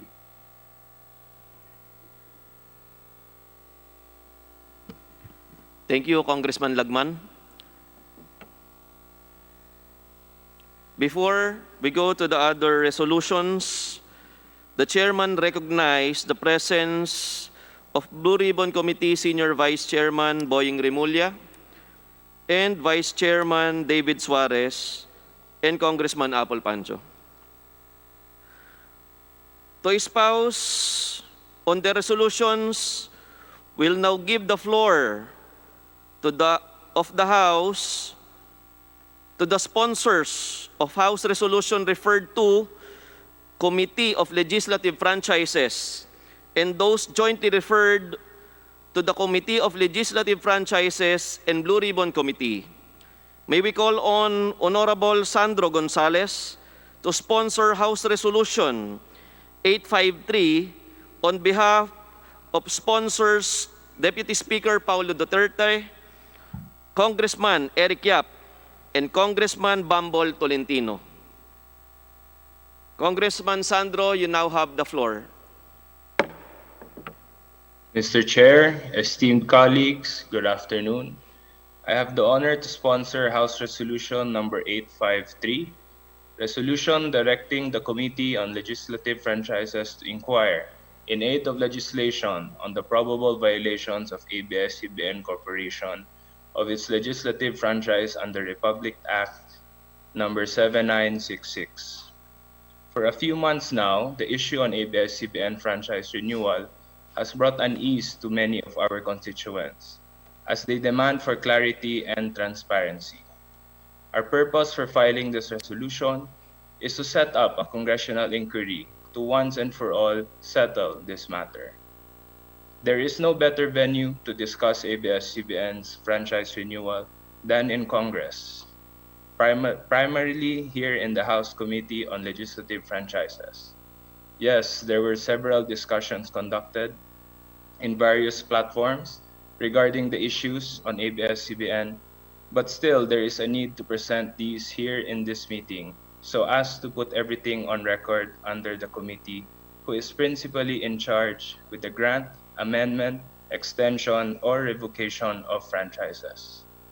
This hearing shall look into probable violations committed by ABS-CBN that could impede the granting of their franchise. As members of the committee, as representatives of different districts and sectors, it is our job to ask crucial questions and scrutinize the data presented to us. Granting a franchise is not a matter to be taken lightly. We have to first guarantee that ABS-CBN complied with the law through their franchise, as it shall serve as the basis for their renewal. This is a question of merit. As it is our mandate to serve the interests of the Filipino people, we have to warrant that corporations like ABS-CBN are not exemptions to the law, if proven that they violated franchise regulations. Thank you and good morning. Maraming salamat, Marino Party List Congressman Sandro Gonzales. For the resolution number 839, may I call on Honorable Lawrence Fortun for his sponsorship remarks.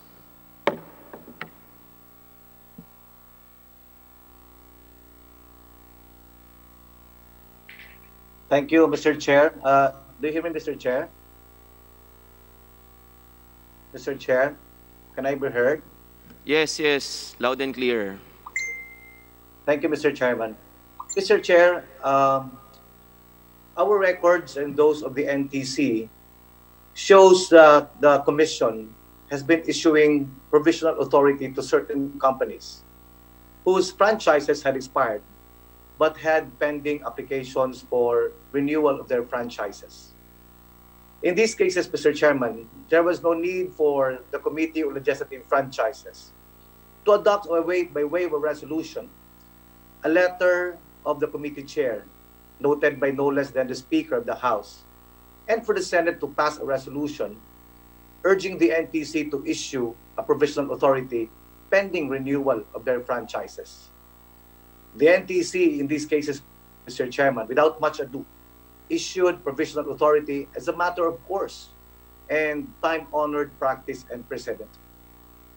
In the case of ABS-CBN, Mr. Chairman, not only did the chair of the Committee on Legislative Franchises write the NTC, which letter was noted and endorsed by our distinguished speaker, the committee also adopted the same by way of resolution.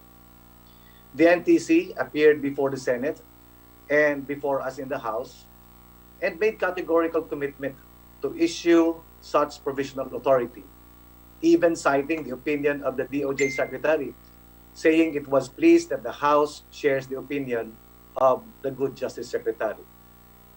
After such commitment, Mr. Chairman, made under oath before the committee, the House focused its attention to more pressing matters demanding its action, believing in good faith that the said provisional authority was already forthcoming.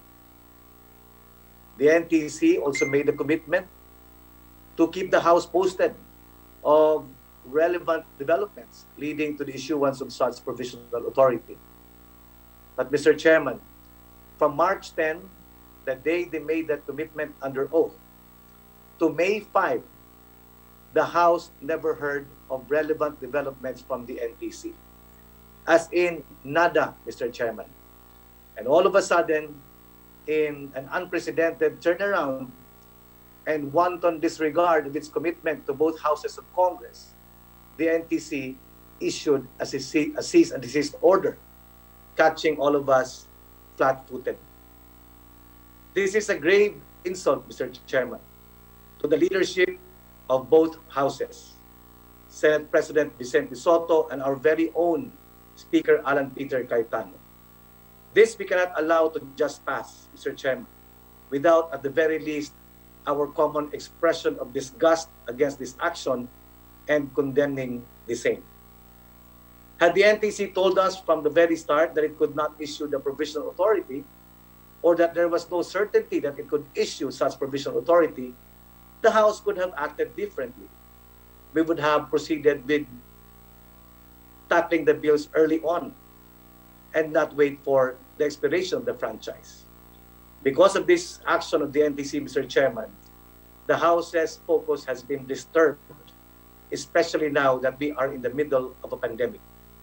And for this reason, Mr. Chairman, I urge the committee to adopt this resolution condemning this action of the NTC in wanton disregard of its commitment not only to the House of Representatives, but to the whole Congress, because it made a commitment to both the Senate and the House of Representatives. Thank you, Mr. Chairman. Good morning. Maraming salamat, Congressman Lawrence Fortun. At maya-maya po, maririnig natin ang NTC at si Soljen na magpaliwanag. Now, may we hear from Honorable Edgar Sarmiento for his sponsorship speech on House Resolution 863. Congressman Sarmiento, you now have the floor. Speaker Alan, Peter Cayetano, Joint Chairs Alvarez and Alvarado, my dear colleagues, resource persons, ladies and gentlemen, ating mga kababayan, magandang umaga po sa ating lahat. This representation from the 1st District of Samar filed House Resolution number 863, a resolution urging the House of Representatives through the Committee on Legislative Franchises and Blue Ribbon Committee to admonish Joint Chairs, the National Telecommunications Commission on its failure to comply with their commitment under oath, ulitin ko po, Joint Chairs, under oath, and to conduct an inquiry in aid of legislation on the same and on possible measures to be taken on the matter. Joint Chairs, this is a clear disrespect to an institution, the House of Representatives, Joint Chairs, to Congress, by no less than the head of NTC himself. Masama pa nito, Joint Chairs, they violated their own rules. And they never provided one important thing in life, and that is due process to a franchise renewal applicant. In this case, hindi ko man kilala, ABS-CBN, a public utility, an entity listened by a lot of individuals worse during pandemic. That I cannot accept, Joint Chairs. On the rules, specifically, the rules of no less than the National Telecommunications Commission, Section 4, Rule number 10, it states, kailangan po muna ang show cause order bago po mag-issue ng cease and desist order. Hindi po to sinunod. Joint Chairs, we cannot let this action of NTC pass without notice. Wag po. We belong to the legislative branch of the government. On the leadership of our Speaker, he tried his best to bring the institution, the House of Representatives itself, which was given a mandate by our district representation, to a level we never saw before. Tinatanggap po ang House of Representatives ng tinatawag ng ating mga mamamayan. Huwag po tayong pumayag na insultuin. Joint Chairs, reason again why I filed this House resolution, because clearly this is a disrespect to Congress. Huwag po tayong pumayag. I end my sponsor's speech. Joint Chairs, magandang umaga po sa ating lahat. Salamat po. Maraming salamat, Congressman Sarmiento, Committee Chairman ng Transportation. Ngayon naman po ay kilalanin natin ang pinagmamalaki ng Quezon City, Honorable Mike Defensor, to espouse on his House Resolution 846. Congressman Mike Defensor, you're now recognized. Thank you, Mr. Chairman. Mr. Chairman, this resolution was filed immediately after the closure of the ABS-CBN. Ang resolusyon po na ito hindi partikular sa prangkisa ng ABS-CBN, kung hindi po doon sa mga aksyon na isinagawa ng Opisina ng Solicitor General, and I understand Solicitor General Calida is here, at ng ating pong sa NTC. Also, the Office of the NTC and its officers are all here. Some of them are in Zoom watching this hearing. Mr. Chair, the basis for this resolution was because of the commitment given by the National Telecommunications Commission to the Committee on Legislative Franchises, particularly the members and leadership represented by Congressman Chairman Chicoy Alvarez when they conducted the hearing last March 10. Kung naalala po ng marami, noong February 26, nagkaroon po ng sulat ang ating Speaker Alan Cayetano kasama ang Chairman Chicoy Alvarez na kung saan sinaad po nila na kung maaari magpatuloy ang pagbo-broadcast ng ABS-CBN pending the discussion on the legislative franchise. Ito pong paghingi sa NTC na pabayaan magpatuloy ay batayan na rin po na nangyari nung nakaraan. There were several franchises in the past wherein the franchise has already ceased in terms of its expired in terms of what was allowed by law, and yet they were still allowed to operate. Nandiyan po yung CBCP, nandiyan po yung GMA7, and so many other franchises in the past. At ito din po naman ay sinang-ayunan ng Department of Justice na sinabi nila na dahil nga sa prinsipyong ito na may mga nangyari ng mga prangkisang pinabayaan nung nakaraan ay papayagan. Ang nangyari ho, noong March 10, nagkaroon muli ng pag-uusap, noong March 4 sa Senado, muli po itong binanggit ng NTC, batay sa opinyon ng DOJ, papayagan nila magpatuloy na mag-operate ang ABS-CBN hanggat hinihiring ng Kongreso. Noong March 10 po, ganito rin po naging pag-uusap sa Kongreso, katulad ng aking nabanggit. And so on March 11, these were all in agreement. Ang Senado, ang Kongreso, ang NTC, maging ang Department of Justice. Nagulat na lang po tayo nung sometime late April, sumulat ang Solicitor General's Office to warn the NTC about the issuance of a provisional authority.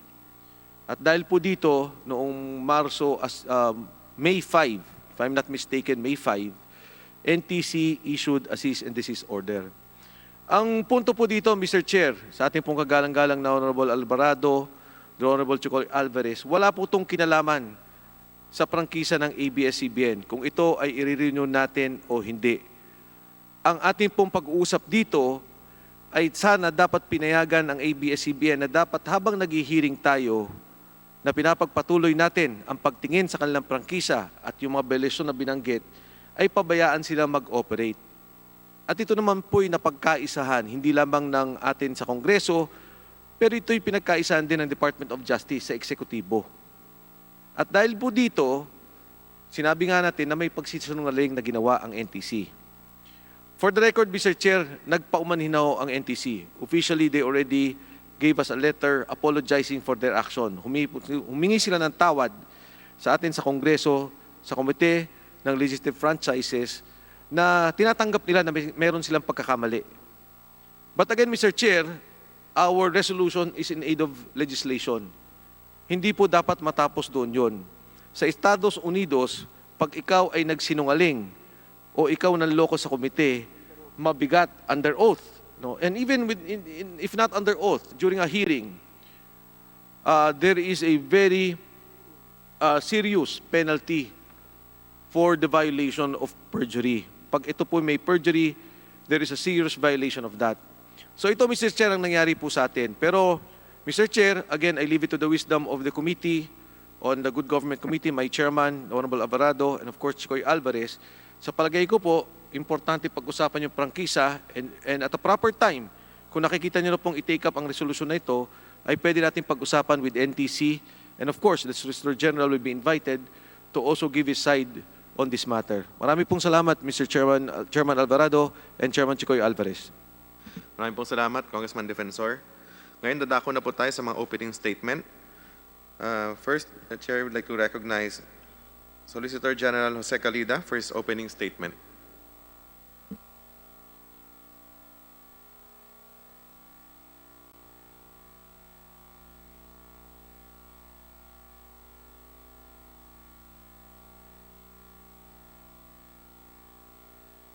Nakamute yata.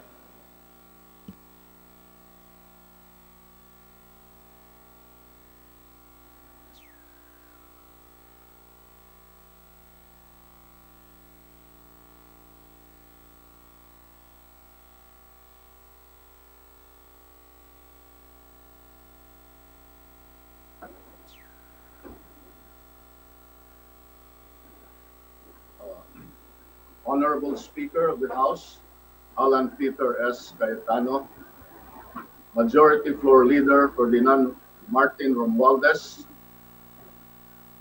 Chairman Franz E. Alvarez, Chairman Jose Antonio R. C. Alvarado, distinguished representatives, magandang umaga sa inyong lahat. At the outset, let me correct that this is not my birthday today. In a few weeks from now, that will be my birthday.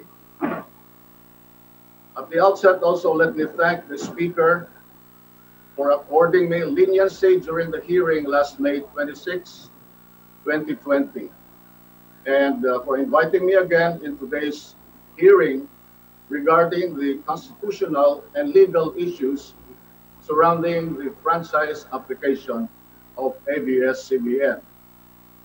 Bago po ang lahat, gusto ko pong ipaabot na nakikiisa ako at ang aking tanggapan sa layunin ni Speaker Alan Peter Cayetano na mabigyan ng isang patas, tapat at mabusising investigasyon na kikilatis at hihimay sa ABS-CBN. Nakikiisa po kami sa mga pagkakaroon ng malawakang diskusyon upang mahimay at mabigyang linaw ang mga issue at ang mga nagkakasalungat na opinyon, pananaw at haka-haka patungkol sa ABS-CBN. Now, this move is consistent with my position all along that A, under Act number 3846 and PD number 576-A, a franchise is required to operate radio and television station within the Philippines. B, Congress has the exclusive and plenary power to grant a franchise, including its terms, conditions, and period.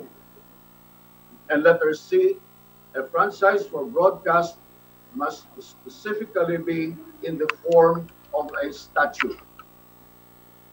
I would like to take this opportunity to say that I am not at loggerheads with Congress. In my letter to the NTC, I only cautioned the NTC of its possible encroachment on the legislative power if it issues a provisional authority without a law authorizing such action. I never mentioned the name of Speaker Cayetano and any congressman in my advisory letter to the NTC or in any of my subsequent press releases. After all, I am also the statutory counsel of Congress, as demonstrated in the Ilocos 6 case, the martial law cases, minority leaders case in Suarez, etc. The office of the Solicitor General, as representative of the Republic of the Philippines, has always upheld the rule of law. The Holy Bible in Leviticus 5:17 reads, and I quote,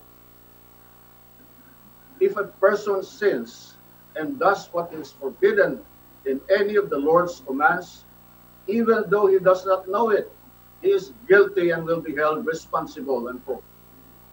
This is also true under Roman law, which introduced the maxim, ignorantia legis neminem excusat. Ignorance of law excuses no one.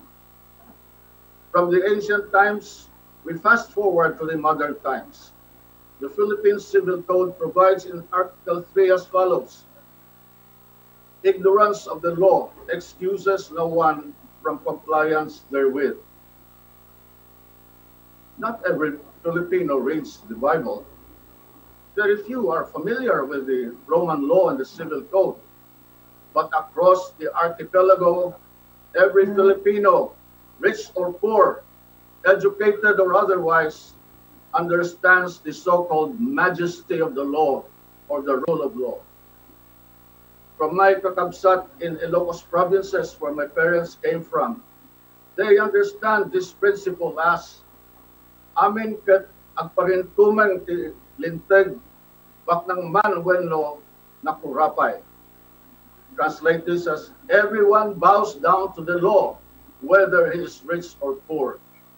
In the Visayas, my countrymen would say, ang matag usa, adunahan man o kabos, muyukbo sa balaod. And in Nuevo Iloco, Mawag, Davao de Oro, where I was born, we say, mapobre man o madato, walay gipili ang balaod.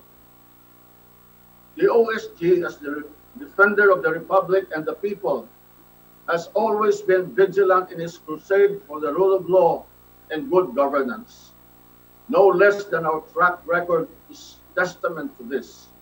We have previously fought against abuses and injustices in a long line of cases, some even before my tenure as Solicitor General. Recently, we championed this fight for the rule of law in the likes of the Sereno and the Lima cases, both filed and won before the Supreme Court. Bakit pa kami titigil ngayon? responsibilidad namin ipagpatuloy ang labang ito, hindi para sa aming sarili, kundi para sa sambayanang Pilipino. We will endeavor to right every wrong, no matter what the cost, no matter who we go up against.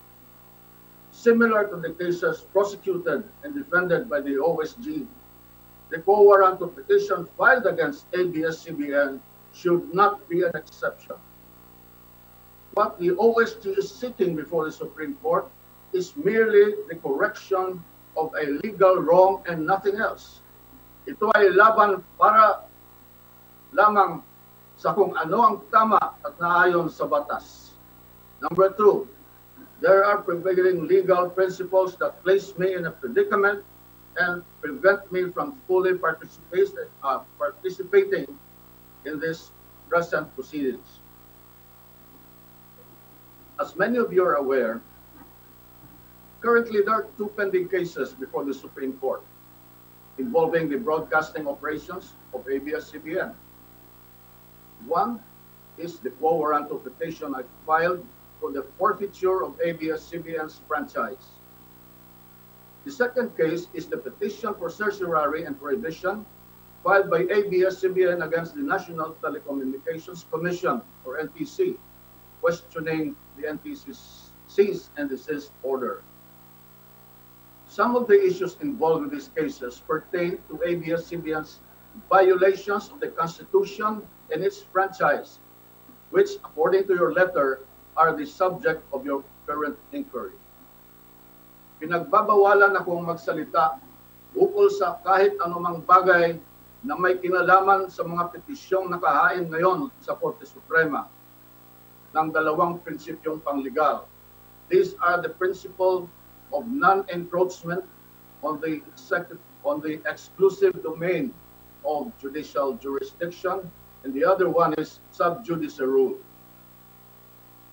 In the case of Benson versus Senate Blue Ribbon Committee, the Supreme Court cautioned that allowing Congress to investigate matters over which jurisdiction had already been acquired by the courts would create the possibility of conflicting judgments. It held that the inquiry into the same justiciable controversy would be an encroachment on the exclusive domain of judicial jurisdiction that had set in much earlier. Indeed, as said in Benson, Congress's power to inquire is recognized. However, such would not usurp judicial functions. In the same vein, the sub judice rule restricts comments and disclosures pertaining to the judicial proceedings in order to avoid prejudging the issue, influencing the court, or obstructing the administration of justice. The same rule was likewise used by the OSG in declining the previous invites from various committees in the Senate and in the House of Representatives, where the expired franchise of ABS-CBN and its renewal are being discussed. Lest I be misconstrued of favoring the House over the Senate, my appearance today is without prejudice to prohibitory rules. I come here to heed the Speaker's call last May 11, 2020, and I quote, "As a fellow lawyer and a government worker, we should be working together and not trying to bring down each other, unquote." As a matter of fact, the Republic filed on February 13, 2020, a very urgent motion for the issuance of gag order in the quo warranto petition invoking the sub judice rule. In said motion, the Republic prayed for the issuance of an order prohibiting the parties, including the Republic, and any person acting on their behalf from releasing any statements discussing the merits of the quo warranto petition. I maintain this position, and thus I am not allowed to answer any questions involving matters pending before the Supreme Court.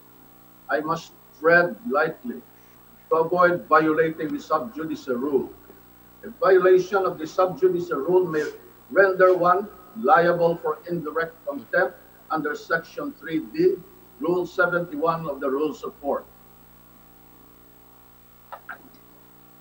I must also point out that the canons of Code of Professional Responsibility likewise hinder me to comment on the merits of the case. In the case of Abs-Cbn versus NTC, the House of Representatives, along with the Senate, has been impleaded by the court as a party litigant. Thus, my mere presence in any proceedings of the House of Representatives to hear and discuss any matters involving the case might violate the Code of Professional Responsibility. As we all know, the OSG represents the NTC in the cases earlier mentioned.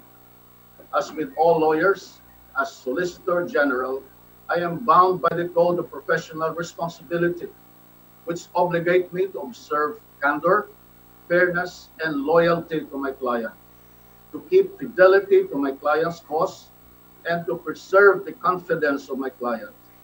It may thus be the height of professional misconduct and impropriety for me to appear before a party litigant, especially when this appearance would inevitably lead to a discussion of matters relating to an ongoing case.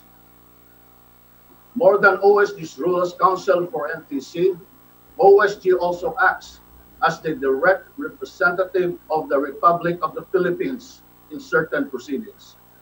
As the Republic's representative in the quo warranto against Abs-Cbn, and as a statutory counsel of the NTC in the Abs-Cbn's petition for certiorari and prohibition against NTC, the OSG plays a quintessential role in protecting the Supreme Court from extraneous influence so that the latter may not only be impartial, but also appear to be impartial in deciding upon the issues of the case.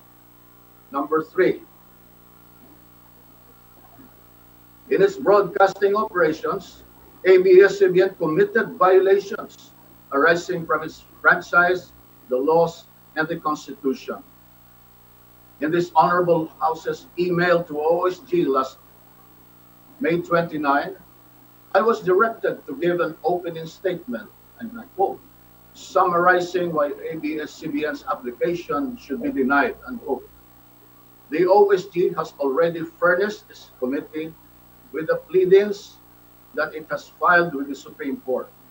To reiterate, the OSG has made known to all that Abs-Cbn violated the Constitution and other pertinent laws.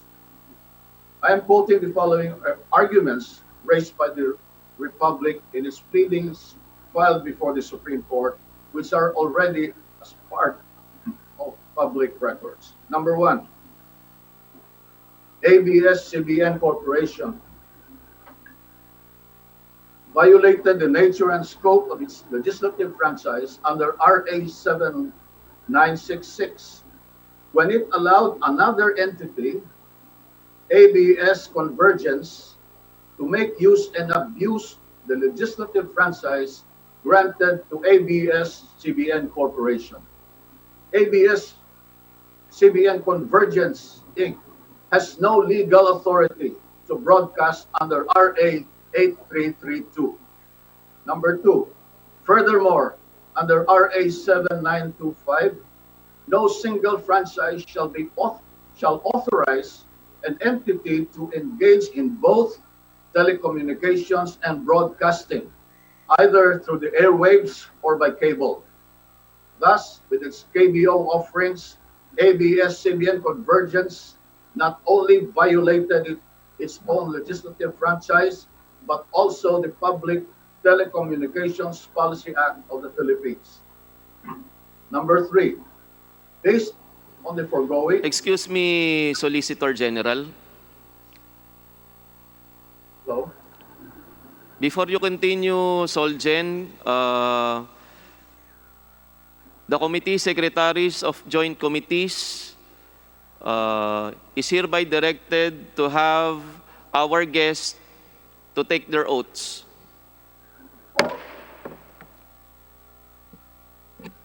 May I proceed, Your Honor? Based on the foregoing, it cannot be denied that ABS-CBN Corporation. Excuse me, Solicitor General. Opo, mag-oath lang po kayo sandali. Sunod pwede na po kayo mag-continue. SecGen, Comsec. Mr. Chair, can you already include all the others so that we can have an omnibus? Yes, sabay-sabay na po lahat. Sabay-sabay na po lahat. Pati ABS-CBN. Pati NTC. Lahat po ng invited guest natin, sabay-sabay na po. Even those in Zoom, Mr. Chair. Thank you. Thank you, Congressman Albano. Comsec. Please raise your right hand. Do you swear to tell the truth, the whole truth, and nothing but the truth before this joint congressional inquiry, so help you God? Thank you. Solgen. May I continue, Your Honor? Please continue, Solgen. Thank you. Thank you. Now,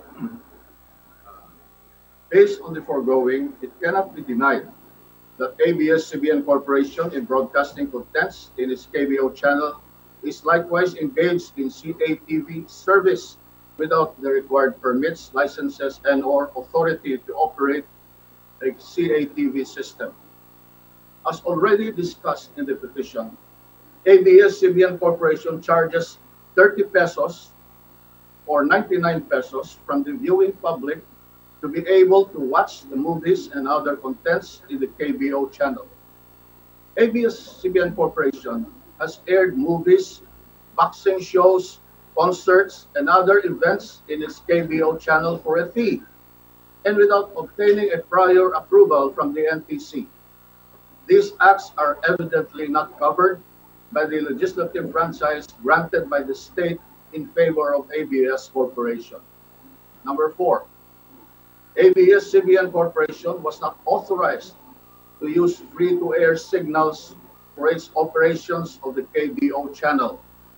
Quite tellingly, ABS-CBN Corporation cannot produce a copy of the permit or document showing that it has been granted authority by the government, specifically the NTC, to operate a pay-per-view channel such as the KBO, despite having been previously ordered to desist from engaging in the pay-per-view services until the CAS guidelines has been issued. ABS-CBN Corporation nevertheless continuously operates the KBO channel in derogation of its franchise, the NTC directive and order, and the DICT framework. Number 5, the Philippine Depository Receipts, or PDRs, issued by the ABS-CBN Holdings Corporation grant beneficial ownership over the underlying ABS-CBN Corporation shares. ABS-CBN's own statement admitted how the issuance of PDRs allow foreign entities to participate in a media company whose ownership is required to be 100% Filipino. To quote,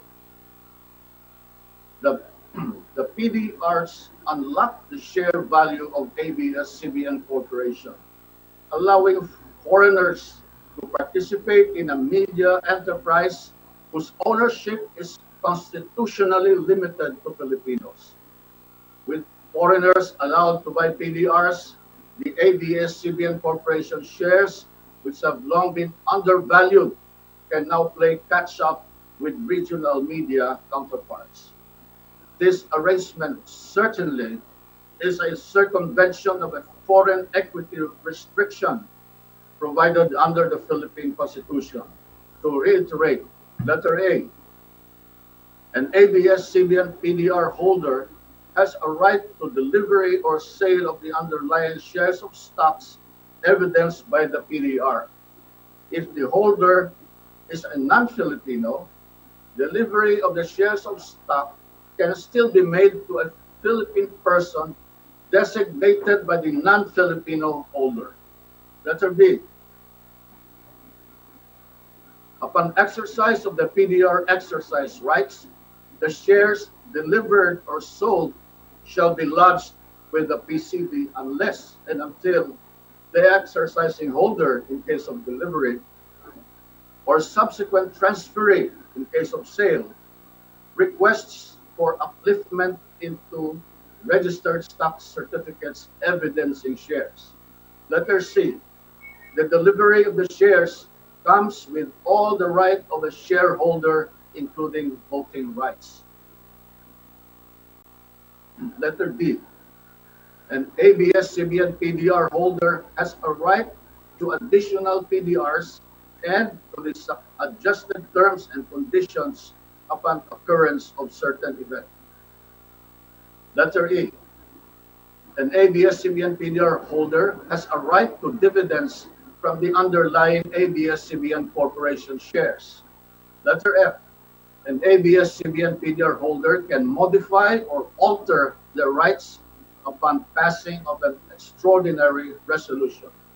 To conclude, the ABS-CBN PDR grants beneficial ownership to the PDR holders based on the rights conferred upon them, evidenced by the PDR instrument and PDR certificate submitted by ABS-CBN. To countenance this practice is a looming threat to our sovereignty, which the constitutional safeguards aim to protect. Indeed, the ABS-CBN PDR has provided for a creative mechanism to indirectly own the underlying ABS-CBN shares of stock, but no matter how creative, the resulting end remains that enables non-Filipino to beneficially own a media conglomerate, the ABS-CBN. The pleadings filed by the OSG and their attached documents already bear out the sins of ABS-CBN. I encourage you, honorable representatives of our people, to scrutinize every detail of the documents we have provided you. See for yourselves the facts as borne out by the documents, rather than the falsehoods peddled by various groups whose interests are served by maintaining the unfair and unjust status quo. National Artist for Literature F. Shonil Jose hit the nail on the head when he said, and I quote, "The real issue with ABS-CBN and its owners is not press freedom. It is money, politics, and power.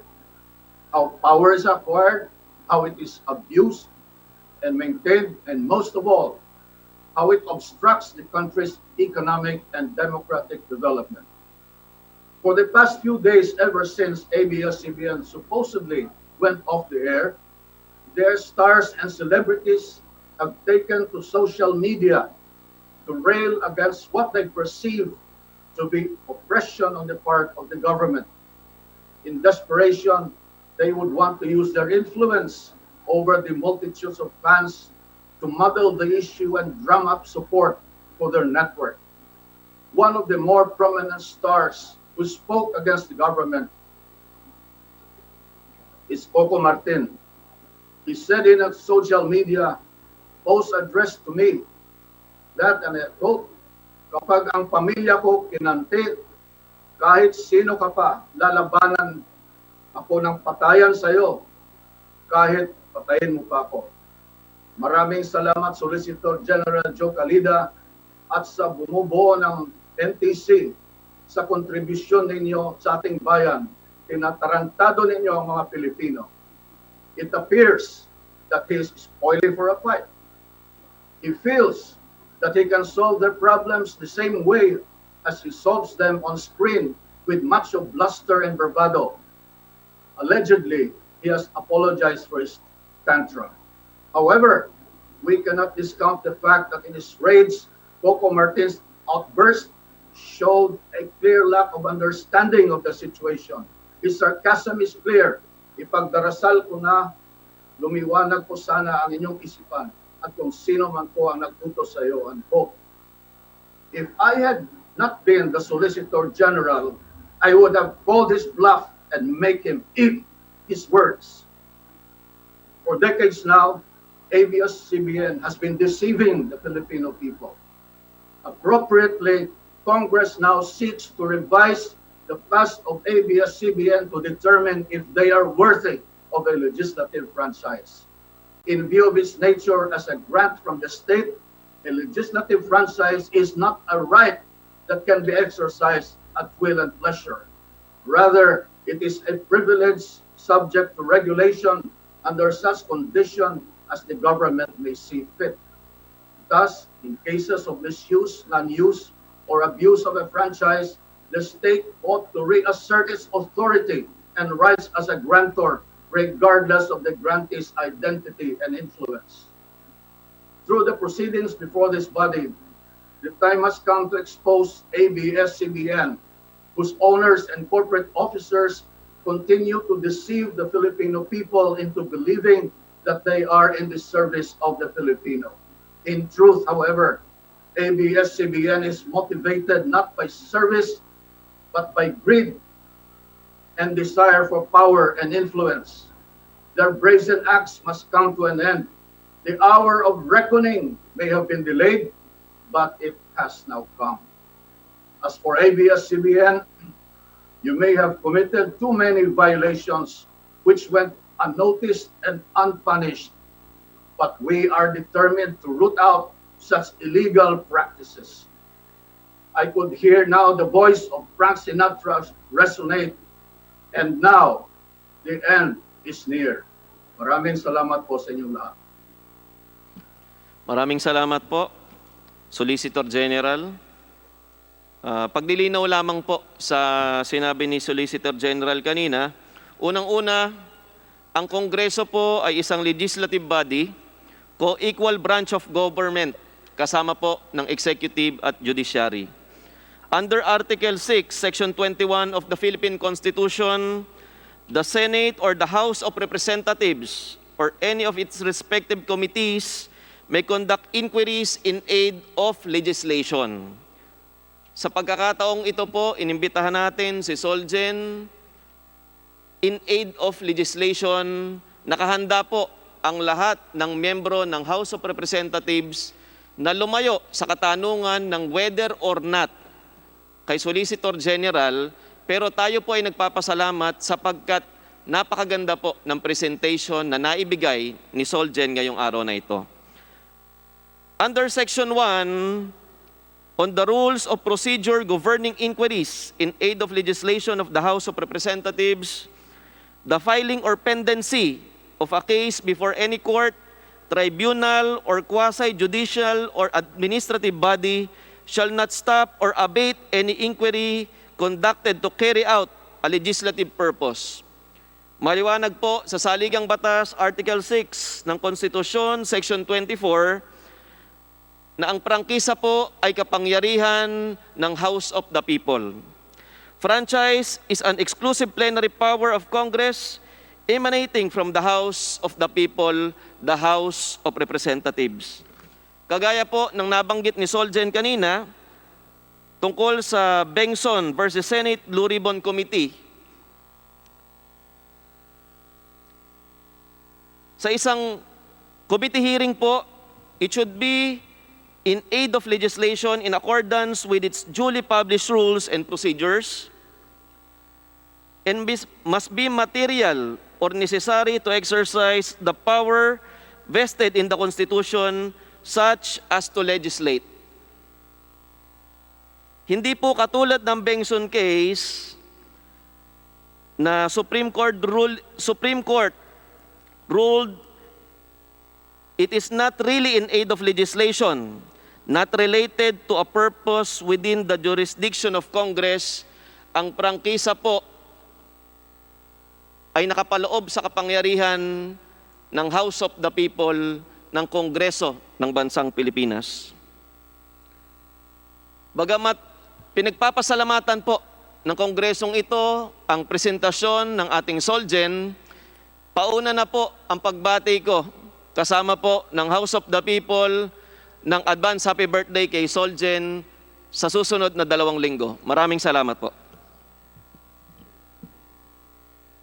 May we also request the Office of the Solicitor General to formally submit yung presentation po na sa committee so that we can also furnish all members. Thank you po, Solgen. Now, the Chair would like to recognize NTC Commissioner, Attorney Cordoba, for his opening statement. Parliamentary inquiry, Madam Chair. Our chairpersons. Congressman Barsaga. Kanina, nilagay natin sa oath ang lahat ng ating resource persons na andito sa loob ng Kongreso. We also have resource persons na nagsusum lamang dito sa ating pagpupulong. Kinakailangan ba yung mga resource persons na wala dito ay mag-take ng oath para sabihin nila lamang ay ang katotohanan at ang lahat ng katotohanan? Do we have the right to require them to undergo an oath even though they are not physically present, considering that they would be giving testimony or statements pertaining to the issues at bar?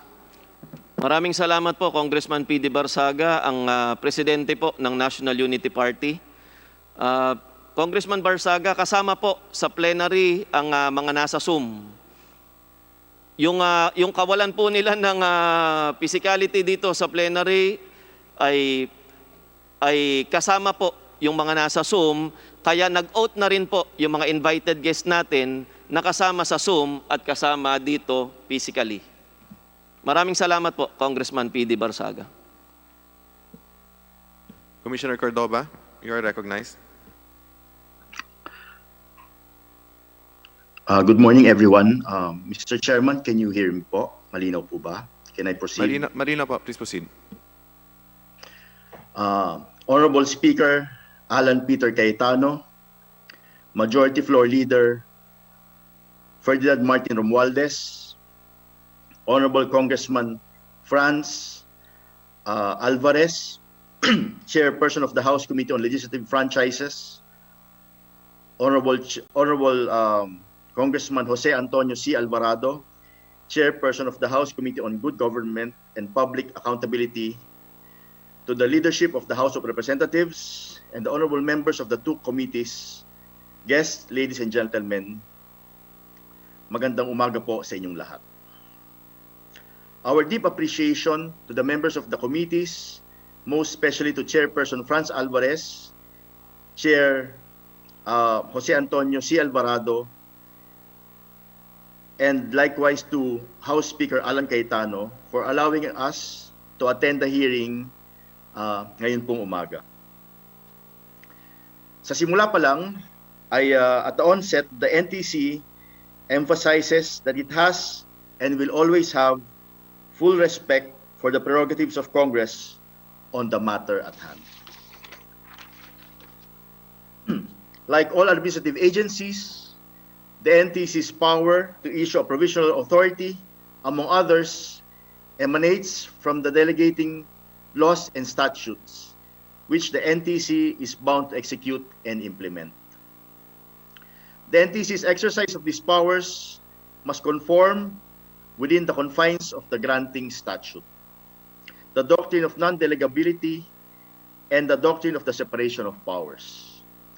The NTC's actions and administrative issuances must conform to and be consistent with the provisions of the enabling statute, other relevant statutes, and of course the Constitution.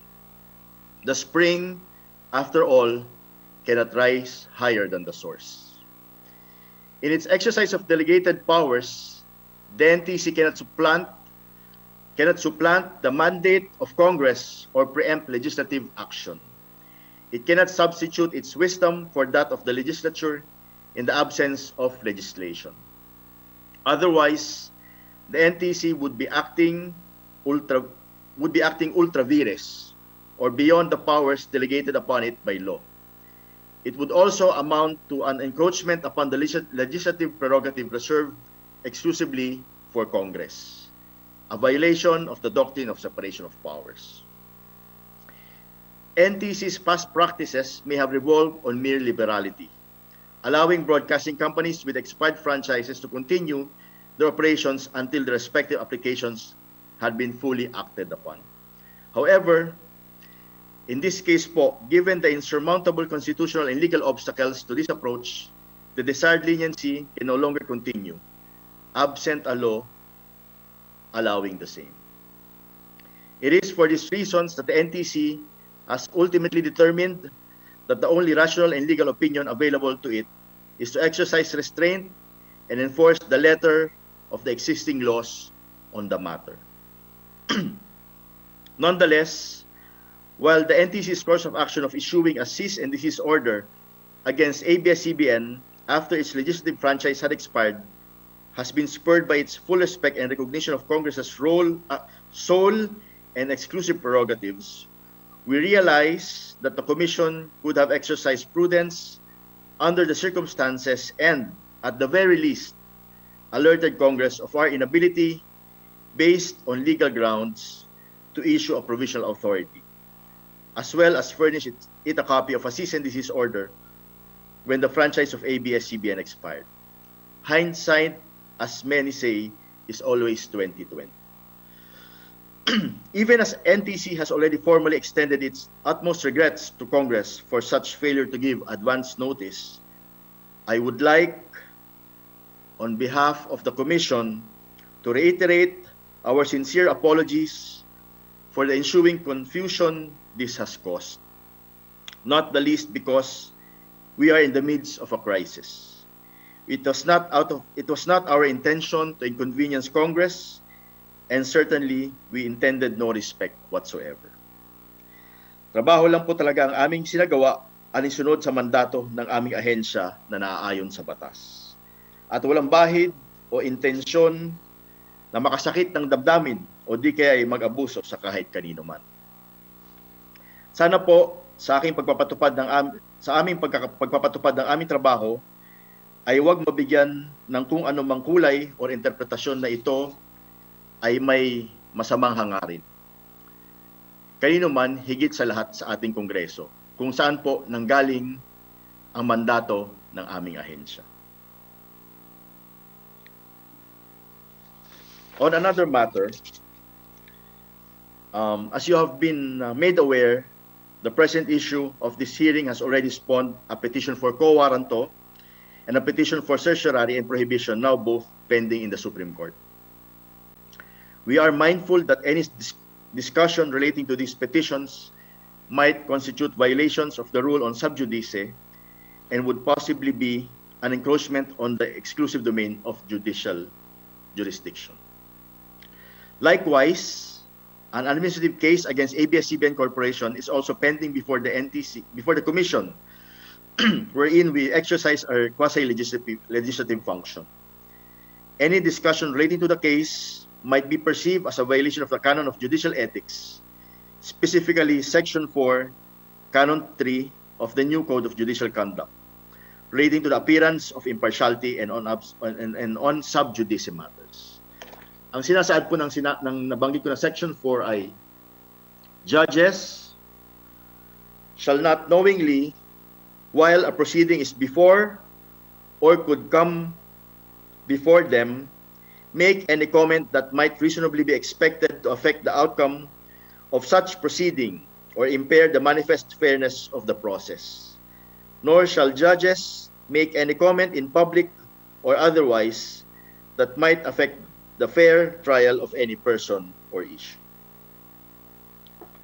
Thus, as much as we would like to discuss in full all possible questions related to this matter, we will be risking ourselves to possible aforementioned violations.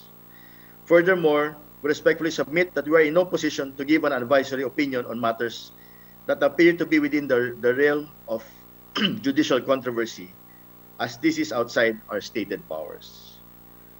With all sincerity, it is our utmost intention to answer all the queries and questions.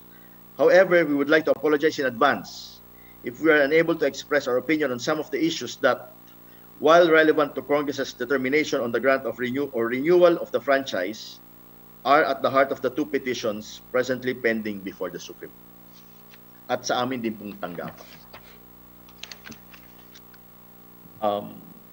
The NTC is fully committed to to cooperating with Congress in the exercise of its legislative and oversight functions.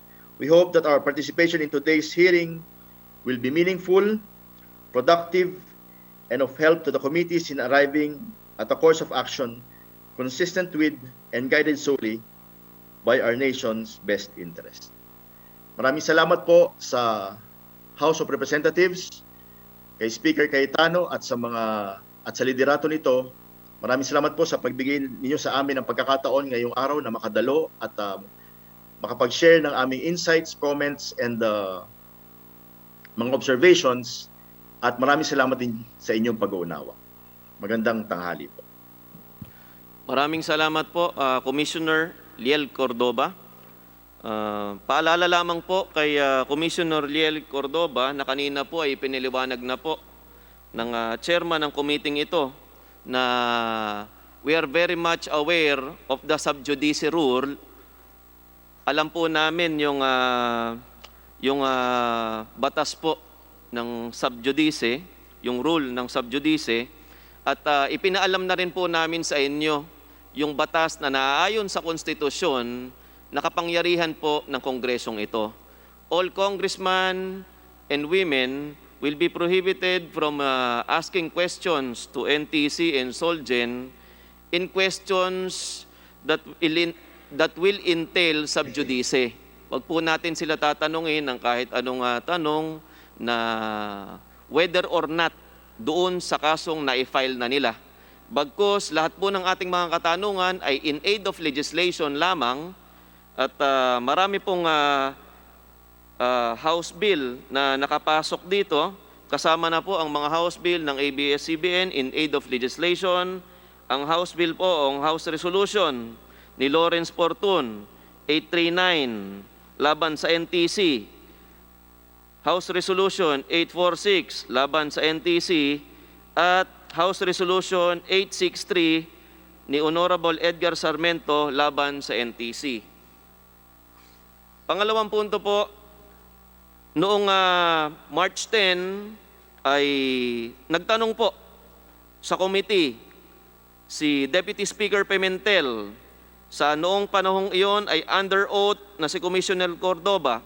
Ang tanong po ni Deputy Speaker Pimentel, so that means you will issue an official provisional authority. Paalala lang po sa ating kaibigan, Commissioner Cordoba, na ang sagot po niya sa House of the People ay most likely, Your Honor, we will follow the latest opinion of Secretary of Justice. Mula po dito mga kasama, binibigay ko lang po ang full confidence, hinihingi ko po ang full confidence ng NTC at ng Solgen na makakaasa po kayo. Huwag po kayo kakabahan. Hindi po namin kayo pipiliting masakitan dito sa hearing na ito. Iiwas po kami sa lahat ng katanungan na mayroong sub judice. Maraming salamat po. Mr. Chair. Congressman Defensor. Thank you, Mr. Chair. Mr. Chair, as an author of House Resolution 846, ito yung particular investigation on the NTC and the acts of the Solicitor General. I think we've already heard the Solicitor General and NTC Commissioner Cordoba. Maliwanag po yung pagpapaliwanag ni Solgen sa aking pananaw, no, bilang author po ng resolusyon, kung ano po yung kanyang ginampanang tungkol dito. At maging po kay NTC Commissioner Cordoba, pareho pong abogado itong taong to. Nagpaliwanag na po at humingi naman din ng paumanhin. Again, Mr. Chair, I would submit to the wisdom of the committee na kung gusto niyo pong unahin muna yung particular na prangkisa ng ABS-CBN. Pangalawa po, Mr. Chair, yung nabanggit nyo, Chairman Alvarado, na doon po sa pag-uusap doon sa subjudice. Again, I reiterate, the Solicitor General is the Solicitor General. He knows his law. Of course, Attorney Cordoba knows the parameters of what he should say. But again, as stated by our Chairman Alvarado, wala naman pong violasyon. If we will, the questions we are propounding are based on the law that we would be approving, which is again the franchise bill pending before this committee. So at a proper time, Mr. Chair, pagka naman po sila sumagot at tingin nila sila ay makukompromiso, as lawyers, they can always avoid or they may not respond to the questions of the members of this committee. So without Mr. Chair, thank you for the manifestation. Thank Point you, of clarification, Congressman Mr. Defensor. Chairman. Yes, Congressman Barsaga. Well, narinig natin kanina ang rule of sub judice. At narinig din natin na ang sabi ni OSG Kalida, pati na ni NTC Commissioner Cordoba, they have to respect the sub judice rule, pati na yung gag order ng Supreme Court.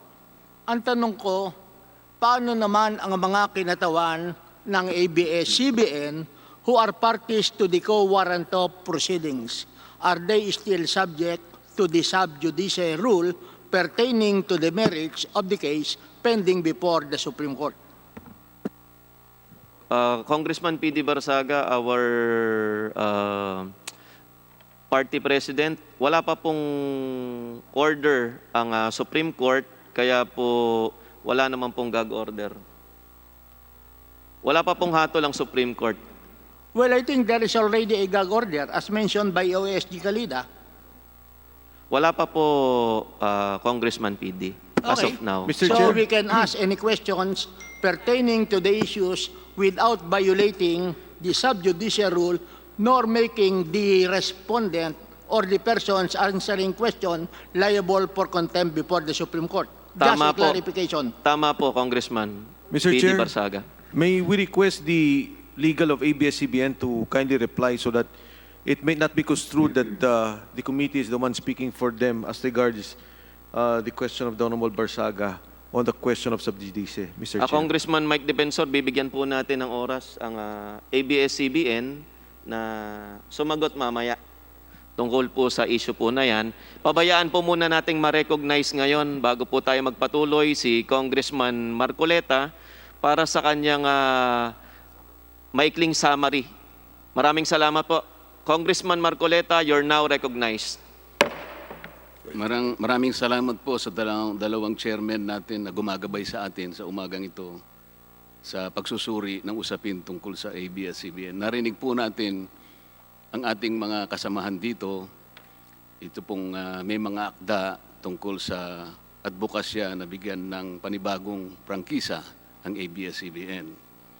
Sa panig po naman nung mga nag-advocate nung sila ay hindi na dapat bigyan ng prangkisa, ako po naman ang tumatayong nagre-representa sa kanila. At bilang sa ganung opinyon, gusto lang bigyan ko ng paglilinaw ang mga ilang nabanggit ng ating mga kasamahan tungkol sa kanilang advocacy na magkaroon pa ng bagong prangkisa ang ABS-CBN.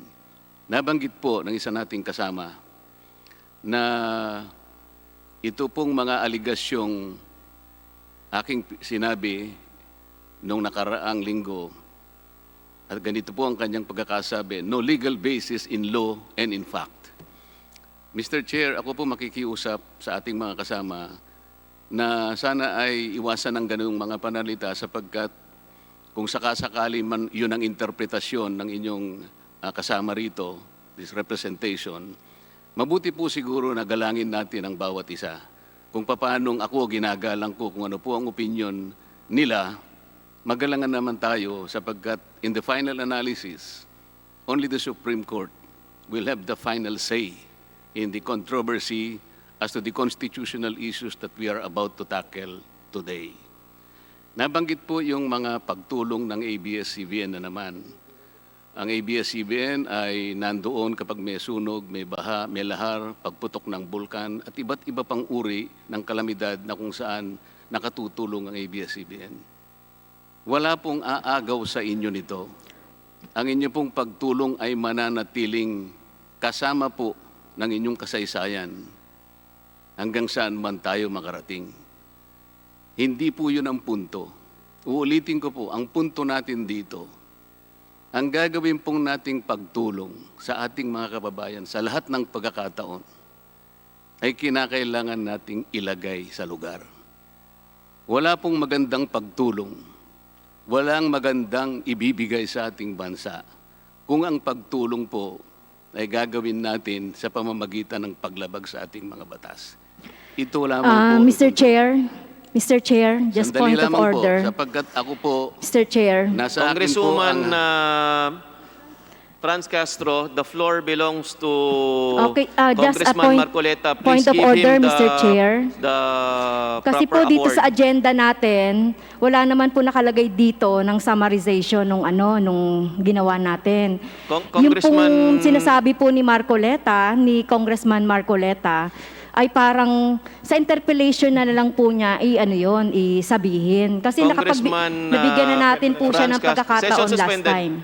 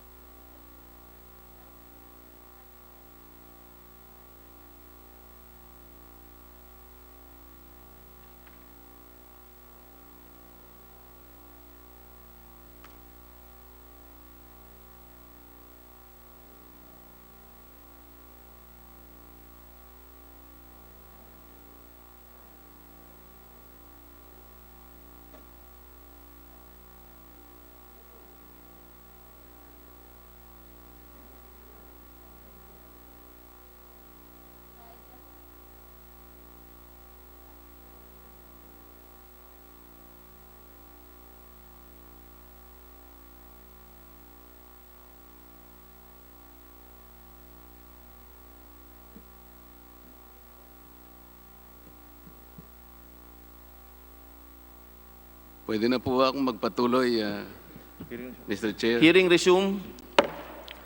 Please continue, Congressman Marcoleta. You still have the floor. Kagaya po ng binabanggit ko, bago po ako pinahinto, paglilinaw lamang po, sapagkat kailangang marinig naman ano ang saloobin ng kabilang panig. Nagsimula po kasi mula doon sa authors natin ang kanilang advocacy. Tinanggap po natin yon.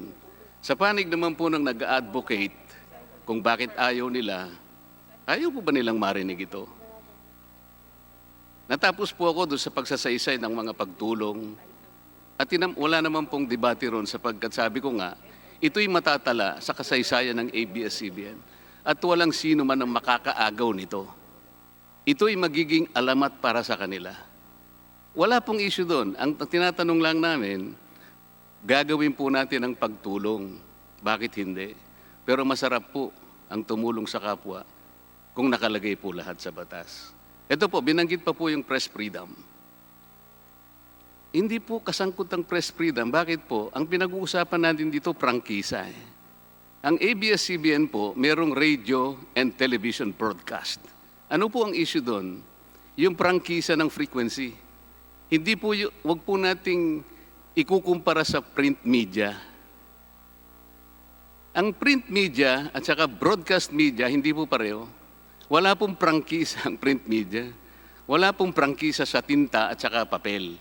Nagkataon po, yung frequency, ito po'y pag-aari ng Estado, limitado ito, kinakailangan nating i-allocate. Kaya po nire-regulate ng Estado. Yun lang po ang issue doon. Meron po isa sa kanila nagsalita, kasi po nabanggit, kung ikaw hindi nag-comply sa batas, huwag kang magpalabas. Nagbanggit po, baka naman merong kumumpas para huwag magpalabas. This is a very serious inference, Mr. Chair. Sabi ko nga po kanina, dapat wala po yung ganon. Ang totoo po, wala pong kumpas.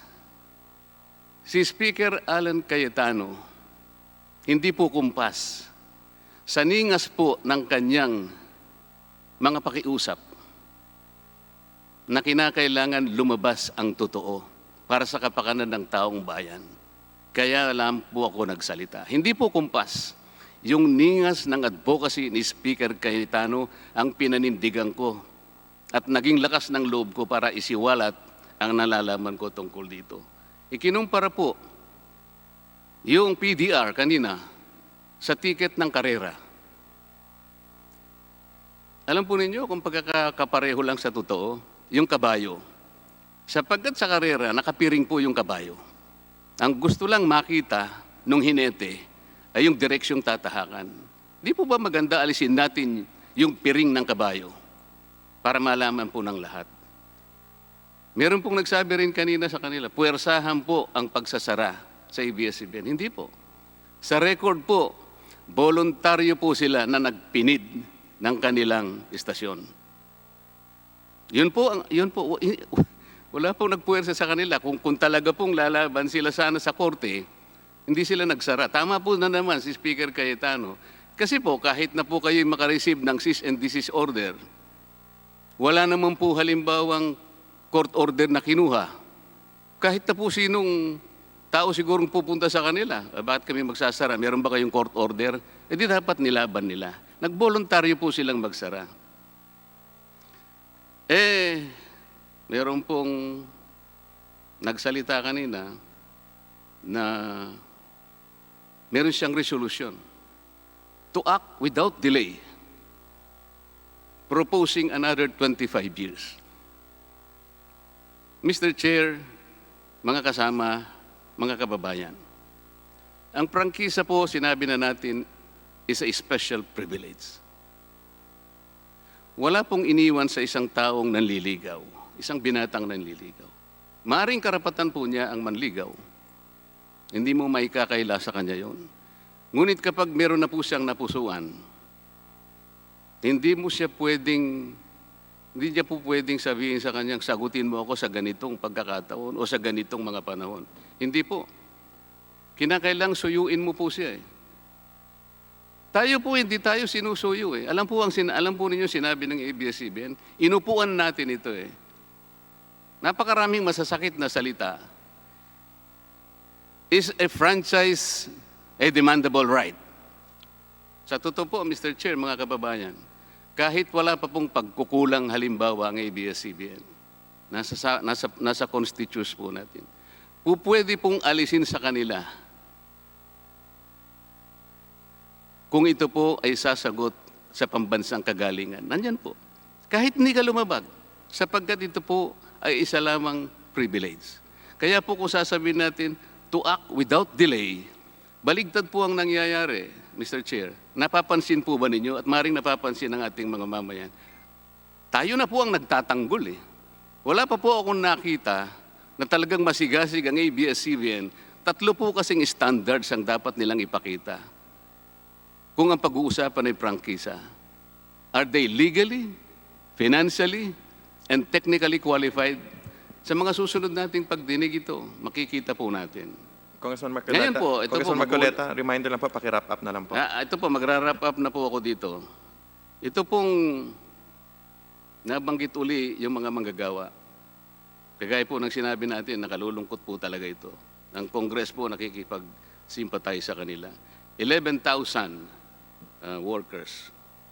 Because of that, Mr. Chair, I will wind up, but I will respectfully place on notice ABS-CBN that I will be requiring from them the following: to submit to the House of Representatives, particularly ito pong dalawang committee na gumagabay sa atin. Number one, 2018-2019 ALPA list of withholding tax report of ABS-CBN employees to the Bureau of Internal Revenue submitted and received. 2018-2019 ALPA list of contributions made by ABS-CBN for its employees to the Social Security system submitted and received. 2018-2019 ALPA list of contributions made by ABS-CBN for its employees to Philippine Health Insurance Corporation submitted and received. 2018-2019 ALPA list of contributions made by ABS-CBN to the Home Development Mutual Fund or Pag-ibig Fund submitted and received. 2018-2019 ALPA list of the contributions of ABS-CBN to the Employment Compensation Commission and the Bureau of Local Employment of the Department of Labor. List of pending labor cases at the National Labor Regulations Commission filed against ABS-CBN.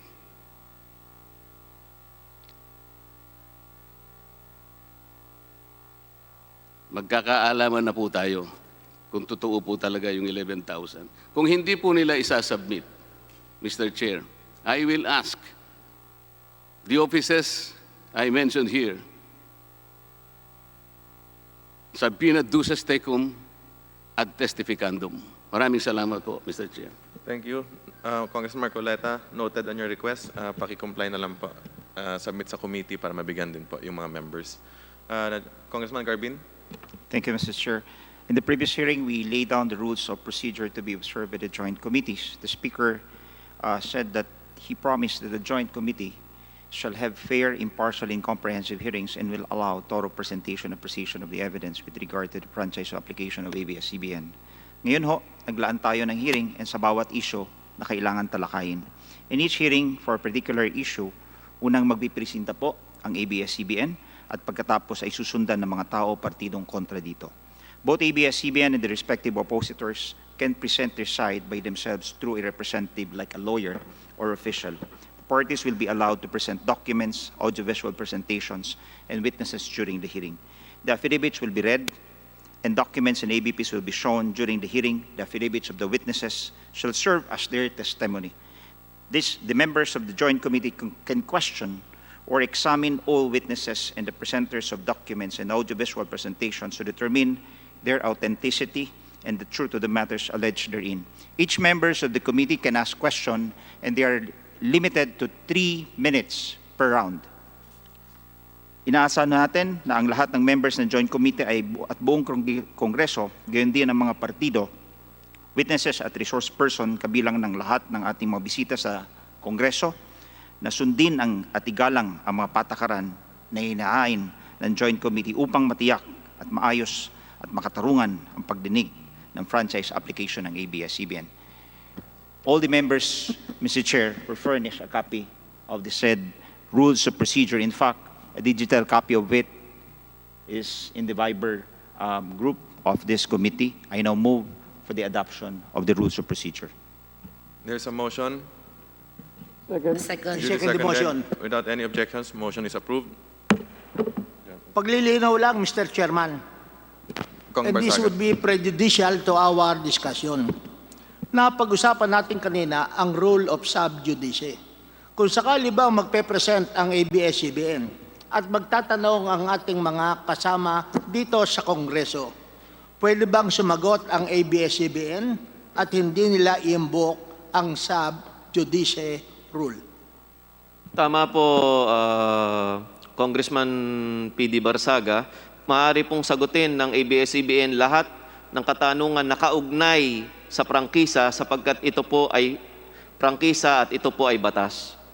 Sa madaling sabi, kung hindi nila sasagutin at sasabihin nila, I want to respect the sub-judice rule, otherwise I may be charged by contempt by the Supreme Court, hindi natin tatanggapin yung dahilan na yon ng ABS-CBN. Hindi po natin tatanggapin at sila po ay nanganganib na ma-contempt dito sa hearing na ito. Maraming salamat. Bago po tayo magpatuloy sa ating hearing, the Chairman recognized the presence of Congressman Strike Revilla via Zoom. Mga kasama, sa nakaraang joint committee hearing, ating napag-usapan ating pinakiusapan ang mga kinatawan ng ABS-CBN na magsumite ng kanilang mga paglalahad, mga ebidensya at iba pang mga mahalagang dokumento na sasagot sa mga aligasyon na hindi naaayon sa ating saligang batas na maaaring makaapekto sa pagpapalawig ng kanilang prangkisa o pagkakaroon ng bagong prangkisa. Maaari ko po bang matanong ang ating committee secretary kung nakapagpasa ang ABS-CBN ng mga kaukulang dokumento? Comsec. Yes, sir. ABS-CBN has submitted the requested documents last Thursday. The issues brought before, during the previous hearing, and we expect that ABS-CBN will be able to answer the following. Una, whether or not the acquisition of ABS-CBN by the Lopez family after the EDSA revolution was in accordance with the Constitution. Pangalawa, whether or not the ABS-CBN application violate the 50-year constitutional limitation for a franchise. Sa pagkakataon pong ito, ibinibigay na po natin ang pagkakataon sa ABS-CBN upang kanilang mairepresenta ang kanilang nakahandang dokumento, ebidensya at kanilang mga argumento. Pinagbibigay alam ko po sa lahat ng ating mga piling panauhin na patakaran ng Kamara de Representante o House of the People na kayo ay magsalaysay under oath na ginawa niyo po na kanina. Kung kayo ay sumang-ayon, maaari na po kayong maglahad ng inyong mga dokumento at mga ebidensya at ng inyong mga argumento. ABS-CBN, you're now recognized. Thank you, Mr. Chair. The Honorable Chairman of the House Committee on Legislative Franchises, Congressman Franz Alvarez. The Honorable Chairman of the House Committee on Good Government, Congressman Jose Antonio C. Alvarado. The Honorable Speaker of the House, Alan Peter Cayetano. The Honorable Majority Floor Leader, Martin Romualdez. The Honorable Members of this committee, the Honorable Members of the House present, at the plenary and on Zoom, good morning. Sa agenda po ng komite, 4 na bagay po ang tatalakayin namin ngayong araw. Unang-una, sinabi po nung isang linggo, di na po dapat buhaying muli ng Kongreso ang prangkisa ng ABS-CBN sapagkat ayon po sa ating saligang batas, ang buhay ng prangkisa ay di dapat lumagpas ng 50 taon. Ang nakasulat po sa saligang batas, Article 12, Section 11, ay no franchise shall be granted except to citizens of the Philippines, nor shall such franchise be for a longer period than 50 years. Malinaw po ang kahulugan nito na bawat prangkisang ibinibigay ng Kongreso ay hindi pwedeng lumampas ng 50 years. Pero wala naman pong sinasabi na ang buhay ng isang kumpanya ay may limitasyon na 50 years. Pwede naman pong bigyan ng panibagong prangkisa. Ang patunay po nito ay ang mga kumpanyang nabigyan ng prangkisa ng Kongreso. Makikita po ninyo sa listahang ito ang mga halimbawa ng mga kumpanyang nag-ooperate ng lampas 50 years pero nabigyan pa rin ng panibagong prangkisa. Ang sinasabi sa saligang batas ay ang isang prangkisa ay hindi maaring tumagal ng lampas 50 years. Pero hindi po nito sinasabi na pag-abot mo ng 50 years ng serbisyo, hindi ka na pwedeng magpatuloy ng serbisyo. Ang sinasabi lang po ay kapag nag-expire ang iyong prangkisa, kailangan kumuha ulit ng panibagong prangkisa at ang ibibigay na bagong prangkisa ay hindi pwedeng lumampas ng 50 years.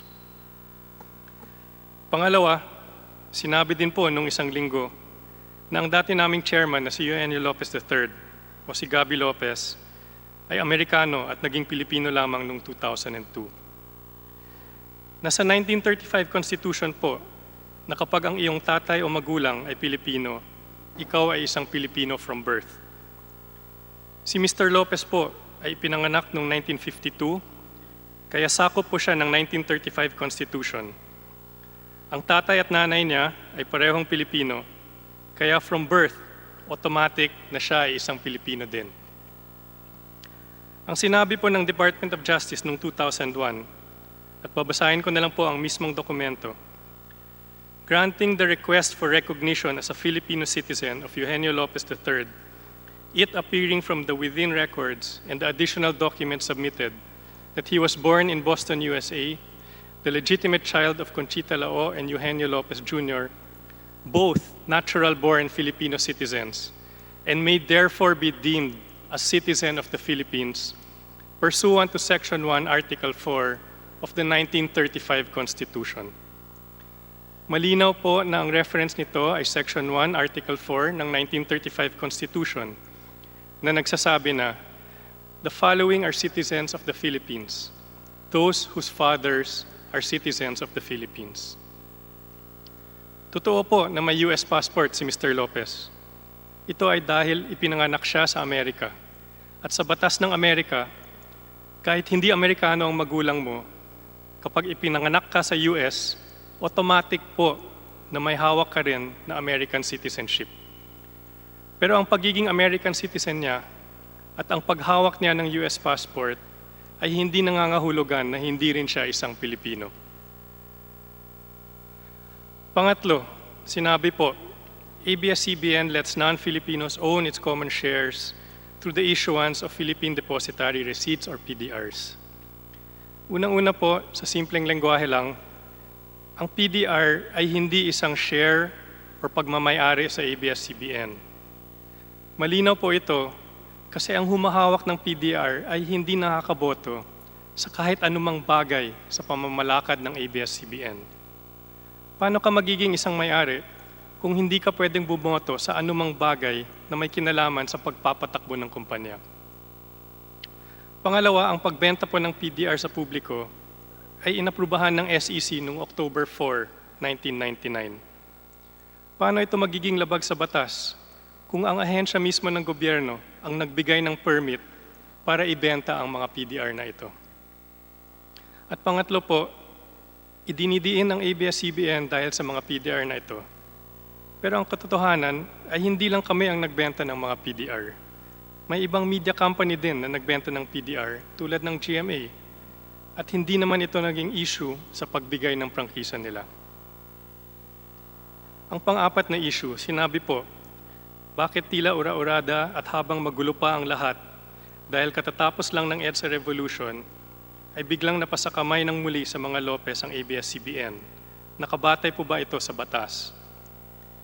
Ito siguro ang pinakamasakit na paratang dahil nga ang ABS-CBN ay sinara ng gobyerno noong 1972 pagkatapos madeklara ang martial law.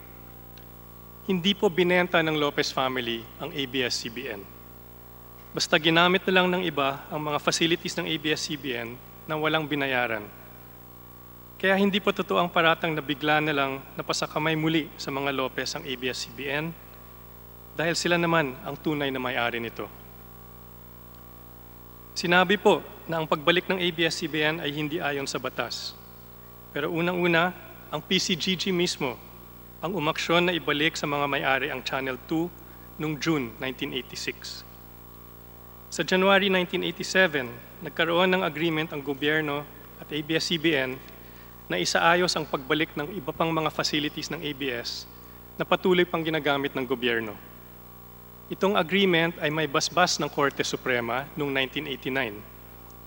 Base sa agreement na yon, ibinilik ng PTV4 ang iba pang facilities ng ABS-CBN sa 1992. Ito ay 6 na taon pagkatapos nangyari ang EDSA Revolution. Ang mga ahensya ng gobyerno na humawak sa kasong ito ay ang PCGG, ang Office of the President, at ang Korte Suprema. Kaya hindi po totoo na hindi nakabatay sa batas ang pagbalik ng ABS-CBN sa pamilyang Lopez. Your Honors, nakadetalye po sa mga dokumentong isinumite namin sa committee ang lahat ng sinabi ko. Nandito po ang mga abogado namin para sumagot sa anumang katanungan ninyo. Ulitin ko po, ang isang prangkisa ay hindi maaring lumampas ng 50 years. Pero walang limitasyon ang pagbibigay serbisyo ng isang kumpanya basta ma-renew ang prangkisa nito. Ito po ay nasa saligang batas at pinatunayan ng mga aksyon ng Kongreso. Si Gabby Lopez po ay isang Pilipino dahil ang ama niya ay Pilipino. Ito po ay nakasaad sa saligang batas ng 1935. Ang PDR po ay hindi katumbas ng pag-aari sa ABS-CBN. Ito po ay aprobado ng SEC at ito po ay ginagawa rin ng ibang media company na nabigyan ng prangkisa. Ang pagbabalik ng ABS-CBN sa pamilyang Lopez ay ayon sa batas at may basbas ng 3 ahensya ng gobyerno, ang PCGG, ang Office of the President at ang Korte Suprema. Yan po ang aming katotohanan. May nagsabi po kanina that ABS-CBN deceived many when we said we are in the service of the Filipino. I believe there are many voices who will speak out and assert that our service to them has been genuine and real. Sana ang taong bayan na lang po ang magsasabi kung ang serbisyo namin ay naging tunay at makahulugan sa kanila. Maraming salamat po. Marami sa mga katanungan po na nakapila, lalong-lalo na po yung sa una po nating nagpalista ay may patungkol sa citizenship ni Mr. Gabby Lopez. Kaya po ang interpellation po para sa hearing na ito ay pagpapatuloy natin sa Wednesday, 9:30 ng umaga. At inaasahan po na Mr. Gabby Lopez be physically present or via Zoom para po siya mismo ay makasagot tungkol sa kanyang citizenship. Mr. Chairman. Mr. Chairman. Yes, Congressman Defensor. Mr. Chairman, may mga topics po na diniscuss yung ABS-CBN. Pwede po bang sa Wednesday, isa o dalawang topic lang po siguro muna ang i-take up, whether it is the citizenship or the 50 years, so that we have enough time to be exhaustive about the particular topic. Kung ano po yung, kasi po nabanggit ni Mr. Katigbak, yung nauna po is the 50 years, yung citizenship po at saka yung PDR were mentioned, at least on the constitutional issues. So, ano po ang, para ho may preparasyon din po ang mga miyembro. Salamat, Congressman Defensor. Sa Wednesday po ay mag-uumpisa tayo sa katanungan muna na whether or not the acquisition of ABS-CBN by Lopez's family after the EDSA revolution was in accordance with the Constitution. At susundan po ito ng katanungan kung sila ba ay nag-violate ng 50-year constitutional limitation para sa isang prangkisa. At panghuli po ay sasagutin po o bibigyan po ng pagkakataon na maitanong sa kanila ang patungkol sa citizenship ni Mr. Gabby Lopez III. Mr. Chair. Mr. Chair, Congressman Marcoleta. Bago po tayo magtapos, merong sana akong bagay na isasangkuni sa inyo sapagkat magpapatulong ako sa inyo. Ito pong ibinigay sa akin na ito po yata yung dossier ng ABS-CBN. Ito po ay may 83 pages. Malaki po ang problema ko rito sapagkat hindi ko po kayang basahin ito. Kahit na po siguro yung kuwago hindi niya mabasa ito. Ihingi po ako sa inyo ng permiso, lalapitan ko po sana si Mr. Katigbak para ipakita ko po sa kanya ang aking discomfort. Hindi po ako makakapag-participate sapagkat hindi ko po kayang basahin. Kapag ka po itong unang 10 pahina ay nabasa niya, mangangako na po ako dito, hindi na po ako sasama sa pagtatanong na ito. Kaya lang po, importante sa akin ito, kailangan bigyan niyo po ako ng permiso, ipakita ko mismo sa kanya sapagkat hindi ko kayang basahin. Congressman Marcoleta, you're permitted after the hearing. Kailangan po naka-record na pinakita ko sa kanya kasi po, sayang naman po kung hindi ko may papakita sa kanya. Magiging parte na po ng interpellation yon, Congressman Marcoleta, and we will guarantee that you, isa ka po sa mga mag-i-interpellate sa ABS-CBN. Paano nga po ako makakapag-interpellate? Hindi ko nga po mabasa eh. Ito po yung problema ko, kaya kung gusto ko na po ipakita sa kanya, baka gusto po, meron po silang mas mabuting kopya nito. Okay. The committee secretariat will be directed to get better copy of the documents that that are needed by Deputy Speaker Marcoleta. Mr. Chairman, Yes, Congressman Barsaga. unang-una nais ko sanang humingi ng printed or hard copy ng statement ni Mr. Carlo Katigbak. At pangalawa, nais ko ring imungkahi na isama natin as sport issue whether or not mayroon bang paglabag na ginawa ang ABS-CBN sa prangkisa na inisyu ng ating Kongreso. I think this is very important. Maraming salamat po, Congressman Barsaga. Yung una mo pong katanungan ay COMSEC will be directed to give Congressman PD Barsaga and all members the needed documents. Sa pangalawa pong katanungan ni Congressman, pangalawang kahilingan ni Congressman PD Barsaga, ang amin pong party chairman mula sa NUP ay may ibang issue po iyon at tatalakayin sa mga darating na panahon, Congressman Barsaga. Maraming salamat po. Mr. Chair. Yes, Chair, Congressman Brosas. Yes, just a quick query, Mr. Chair. Mr. Chair, I would like to ask a question sa ABS-CBN po. Kung ano sa tingin nila, kasi kanina it was requested that Mr. Gabby Lopez be present. Ano po? Tatanong ko po sana, for the record, kailangan po ba si Mr. Gabby Lopez dito sa plenaryo sa pag-discuss ng ABS-CBN franchise? Kung kaya naman, kung kaya po sanang sagutin ng ABS-CBN ito. Congresswoman Brosas, alam niyo po ay nai-request na kanina na imbitahin si Mr. Gabby Lopez, kaya po mute and academic na po ang inyong katanungan para sa ABS-CBN dahil kahit sumagot po sila ng yes or no ay inimbitahan na rin po natin si Mr. Gabby Lopez. Maraming salamat po. Mr. Chair, second question. Yes, Congressman Brosas. Yes, second question po.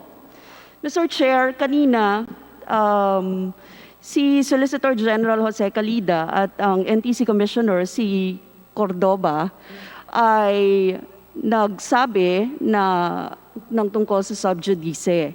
Now, hindi po natin sinasubject ng ABS-CBN sa ganon, tapos sila ay merong ganon. So, anong tingin nyo doon, Mr. Chair? Kasi will they be subject to questioning or interpellation of this plenary or of this committee? Mr. Chair. Congresswoman Brosas, pangatlo o pang-apat na beses ko na pong inulit na hindi po sakop ng sub-judice rule ang usapin ng prangkisa. Pangalawa, iiwasan naman natin lahat ng katanungan na makapag-i-injure po sa kanila. Meron naman pong sapat na isip ang mga kinatawan sa kapulungang ito upang iwasan ang mga katanungan na mag-i-injure sa kaso ni Solgen. Pangalawa po, sinabi ko na rin po sa inyo na Article 6, Section 21 ng Konstitusyon ay nagbibigay sa atin ng kapangyarihan in aid of legislation, kaya po lahat ng ating katanungan sa kanila ay in aid of legislation at malinaw na malinaw sa sikat ng araw na legislation po ang prangkisa ng ABS-CBN. Maraming salamat po, Congresswoman Arlene Brosas. Yes, On the thank you, part Mr. of the Chair. Blue Ribbon Committee, the hearing is now suspended. On the part of the Committee on Legislative Franchises, hearing suspended until Wednesday, 9:30 a.m.